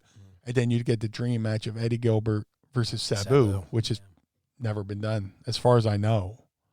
I know they've been on shows before in Tri-State because Sabu was on the Tri-State shows in like Battle Royals and stuff because he drove in with the Sheik and stuff like that. So they've been on shows together, but I don't think they've ever actually wrestled each other. So to see Sabu versus Eddie Gilbert would be pretty cool. Johnny at Johnny Rassel, who, correct me if I'm wrong, Johnny, I think you're a new listener and possibly even a Patreon member. Thoughts on chair shots to the head in 2020. And before we go into that, first give me your thoughts on it, and then I want to talk to you a little bit about Cody Rhodes was just talking recently about the failed gimmicked chair, so to speak. So, and his I'm not a fan of chair shots to the head. When I was a fan, I was like, oh, before you get into the business and before you take an actual chair shot, you're all for them as a fan, right? Oh, they look so badass. But as a wrestler and somebody, who's taken a chair shot, and I know I've seen what they've done to friends. Yeah. Not a big fan. And if you put your hand up, you're smart. Yeah. There's always this stigma of you're a pussy if you put your hand up for a chair shot. So I never understood that. Like, I know it's like this, like, oh, you got to be macho and tough in a business where the art of being a good professional wrestler is being able to make something look like it was the most painful thing and make it hurt the least. Right. So that's the sign of a true professional. Yeah. I never understood. It's honestly why I never really like chops, to be honest. Because chops are like, okay, well, where's the art? Right. Like, where's the art in that? Like, it's so, I don't know. I think, I don't know. Chair shots. So Cody was recently on a podcast for AEW, and he was talking about that chair shot that did not work out well. Right. And, what happened was apparently was the angle in which he was hit was the top of the chair sliced him in the back of the head. Okay. Which has happened to me. Yeah. So, that's obviously a dangerous thing. But he really gave you kind of behind the scenes of how that chair, that it was not a fake chair, but it was a gimmick chair. He had them sand it down. So they sanded it down underneath to the point where it's basically, as he described it, like a cookie sheet. Yeah. And a cookie sheet is not going, anyone who has ever wrestled around with their friends probably grabbed the cookie sheet at some point and, hit each other. It's not going to hurt you. You can get some really thick ones, but in essence, you're not going to get a concussion. You're not going to get neck damage. You're not going to have, it's not going to happen from a cookie sheet to the head, but it's going to sound amazing and all that stuff. His concept on it was it's part of entertainment and storytelling that, they should be able to, if they can do it in a safe way, they should be able to hit over the head. Because if you look at other television shows out there and stuff, nobody's like, oh, you can't, look, you have TV shows, they're shooting each other in the face, it's that fine line, that balance of, okay, well, we're entertainment, so shouldn't we be able to do anything anyone else is doing? And then it's like, so I got the idea of it. What do you think about, how do you think that would work if we were to be able to bring chair shots back in a safe manner like that? I guess the only safe matter is, back shots and stuff like that. But I would never do a chair shot to the head. Even the shave down thing, even the. Yeah, that's the funny thing is I noticed something was different about the chair just from the way the light hit it. You could tell it was gimmicked. Yeah. But I wouldn't do it. There's also other ways besides doing the flat thing. I would always put my hand up up in a fist and kind of like punch the chair. So it still make that thud sound. Like I would just duck my head down and punch up. I've seen the forearm. I would do the forearm sometimes instead of the head. Straight up punched it. Boom. I would. You can't see. Yeah, Patreon folks can see it. Where I would just go like that and put my fist on top of my head, and it wouldn't make contact with my head at all. But I would still get that thud sound instead of you seeing people taking the back. The nesty plunge while their hands are up and playing patty cake with it. Always thought punching it, So it's still sound like you got hit. But I always used to look at it too. To me, you've had the if you look at any of today's we'll call it hardcore wrestling today, right? Yeah. Mm-hmm. So whatever it is, you look at them and there's this and it was back in the day too. You would see this in ECW and WWF and stuff. You have the people where they would just stand there to take that chair shot. Yeah. And I always looked at it and thought, there's not the most realistic version is the guy who puts his hands up. You talked about taking that plunge, putting their hands up, but legitimately if this That's is what real, a normal human being would do. yeah, if this is real and your opponent in a wrestling match has decided to grab a folding chair from the outside and charge at you to smash you over your skull with a chair, Right. in real life, you would be like, the fuck? And you'd put your hands up and be like, dude, what are you doing? So to me, that always seemed like you should put your hands up. It's more believable to me that you put your hands up. Yeah. You know? Oh, absolutely. And then, like you said, being able to punch it. Well, now you got that. Now you've protected yourself. You've made that sickening sound. Yeah. And you make the crowd think to themselves like, oh, man, I know he put his hand up to try to protect himself, but shit, that sound, I think that may have just, taken his head off. I've seen that people do different tricks. I'm not even going to say what they are, but to make people think that somebody really got hit for shooting. Mm-hmm. There's ways around it. And like you said, you know, you see somebody come at you with a chair, then naturally you should put your hands up, but I wouldn't mess around with chair shots to the head. Like, imagine you're watching UFC, right? And they're in a fight and they're coming out of the corner and the dude grabs his stool, you know, and not a stool sample, but his legit stool. And he comes and swings it at his opponent. Well, that opponent is going to put his hands up. Absolutely. So, I don't know. He's also going to put his hands up when he's getting punched. Yeah, that's what you do in an actual... That was something I was taught in, you know, wrestling school and by veterans. If somebody's, you know, throwing you up in the corner, at least look like you're trying to put your hands up and like they got through on the time your hands were down or whatever. If somebody puts your hands up, hit them in the stomach. Their hands go down to their stomach, punch them in the face. Yeah, just try a little extra effort. Make it believable, you know. Good question, though. Excellent. Grapehausen at Primetime Grape. What brand of Daisy Dukes are your favorite and why? Well, there is on youtube.com/Mind of the Meanie, there is a tutorial by Mrs. Meanie and the Blue Meanie about how to make the Daisy Dukes. You don't buy them as Daisy Dukes. And I believe you talk about what pants, but if you'd like to share with everybody. Whatever's the cheapest. And preferably gray or black. Yeah, I figure I'm not going to go out and buy $100 pair of jeans to whatever. But like in there's a local clothing store called Foreman Mills, which used to be next to the Sub Arena. Yeah. There used to be one next to the Sub Arena, and that one was infamous for like if anybody was doing like, you know, if the Public Enemy were going to do a barbed wire match with the Funks, they go over there and buy the cheapest clothes just to wear because they knew it was going to be torn up and get blood all over it. Huh. Yeah, and that's where I basically had my Daisy Dukes, something cheap and fitting, you know. So, there's no science to it. James Sorensen is still he's now put on social media. Can we get a Sosa Shernoff championship? Or can we also get a Sosa Shernoff championship and an alternative commentary championship? And he tagged Wildcat belts. Here's the thing. We appreciate that. I would love these championships to just show up in the mail. Show up on my doorstep. That would be amazing. Yeah. But you kind of have to look at it when you're selling stuff. Is there a market for it? And while we very much believe that there is a market for watching alternative commentary with us on Fight TV, and we will be back there on November 22nd for Survivor Series, I don't know that there's a market for an alternative commentary championship belt. Not yet, at least. I don't think there's a market for a So Says Shernoff belt. Not yet, at least.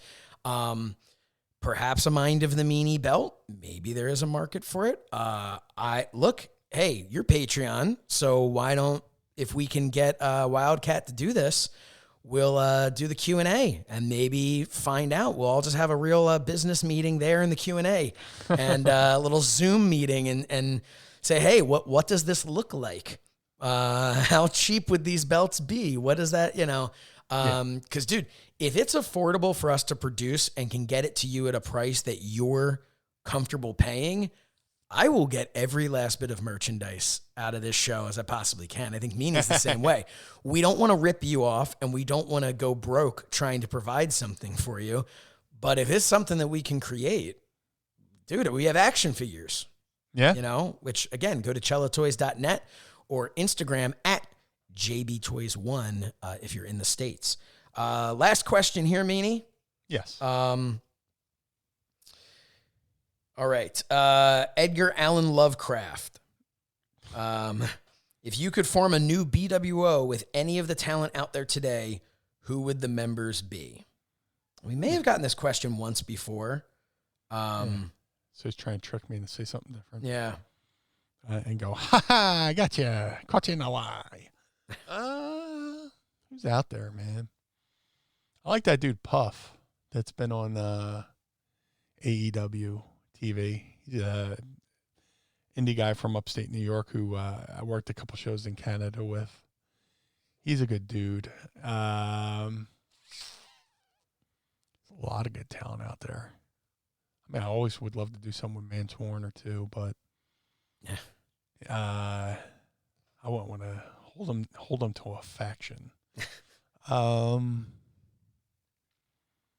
plenty of good talent. I bet Danhausen, maybe.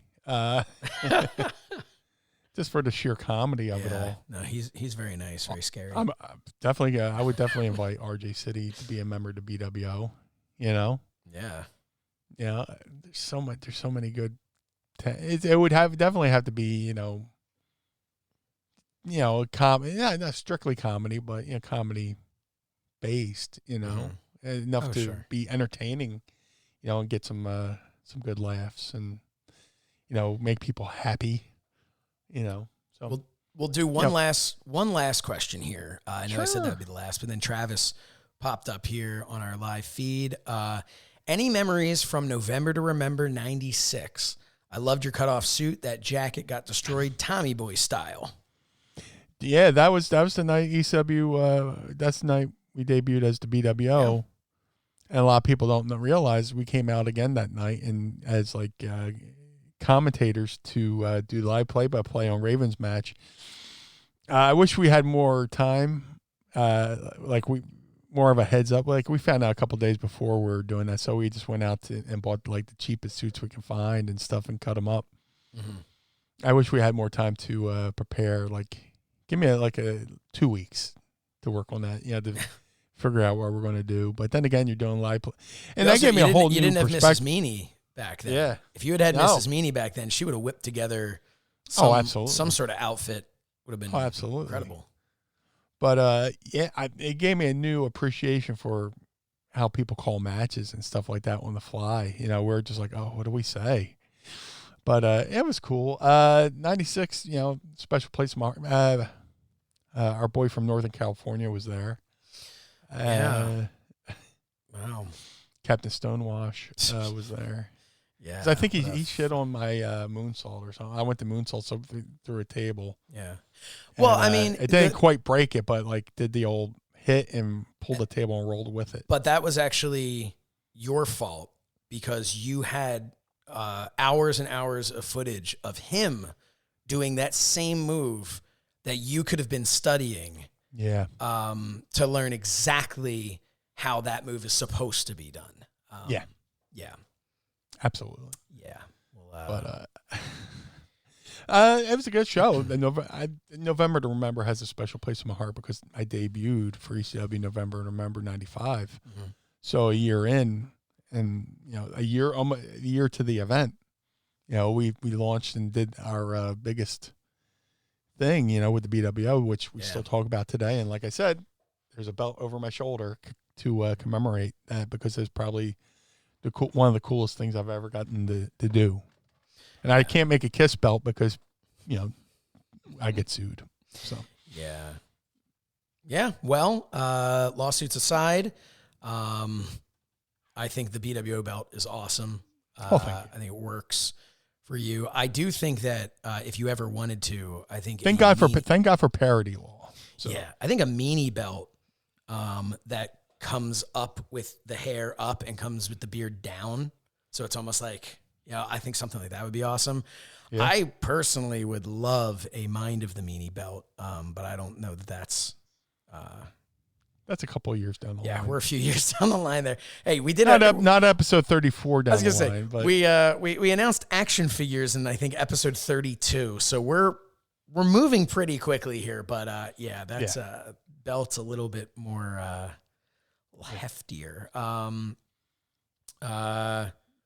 Hey, Vanessa Bello says, hey, just got a chance to jump on. Well, we appreciate you being here, but I have terrible news because this is.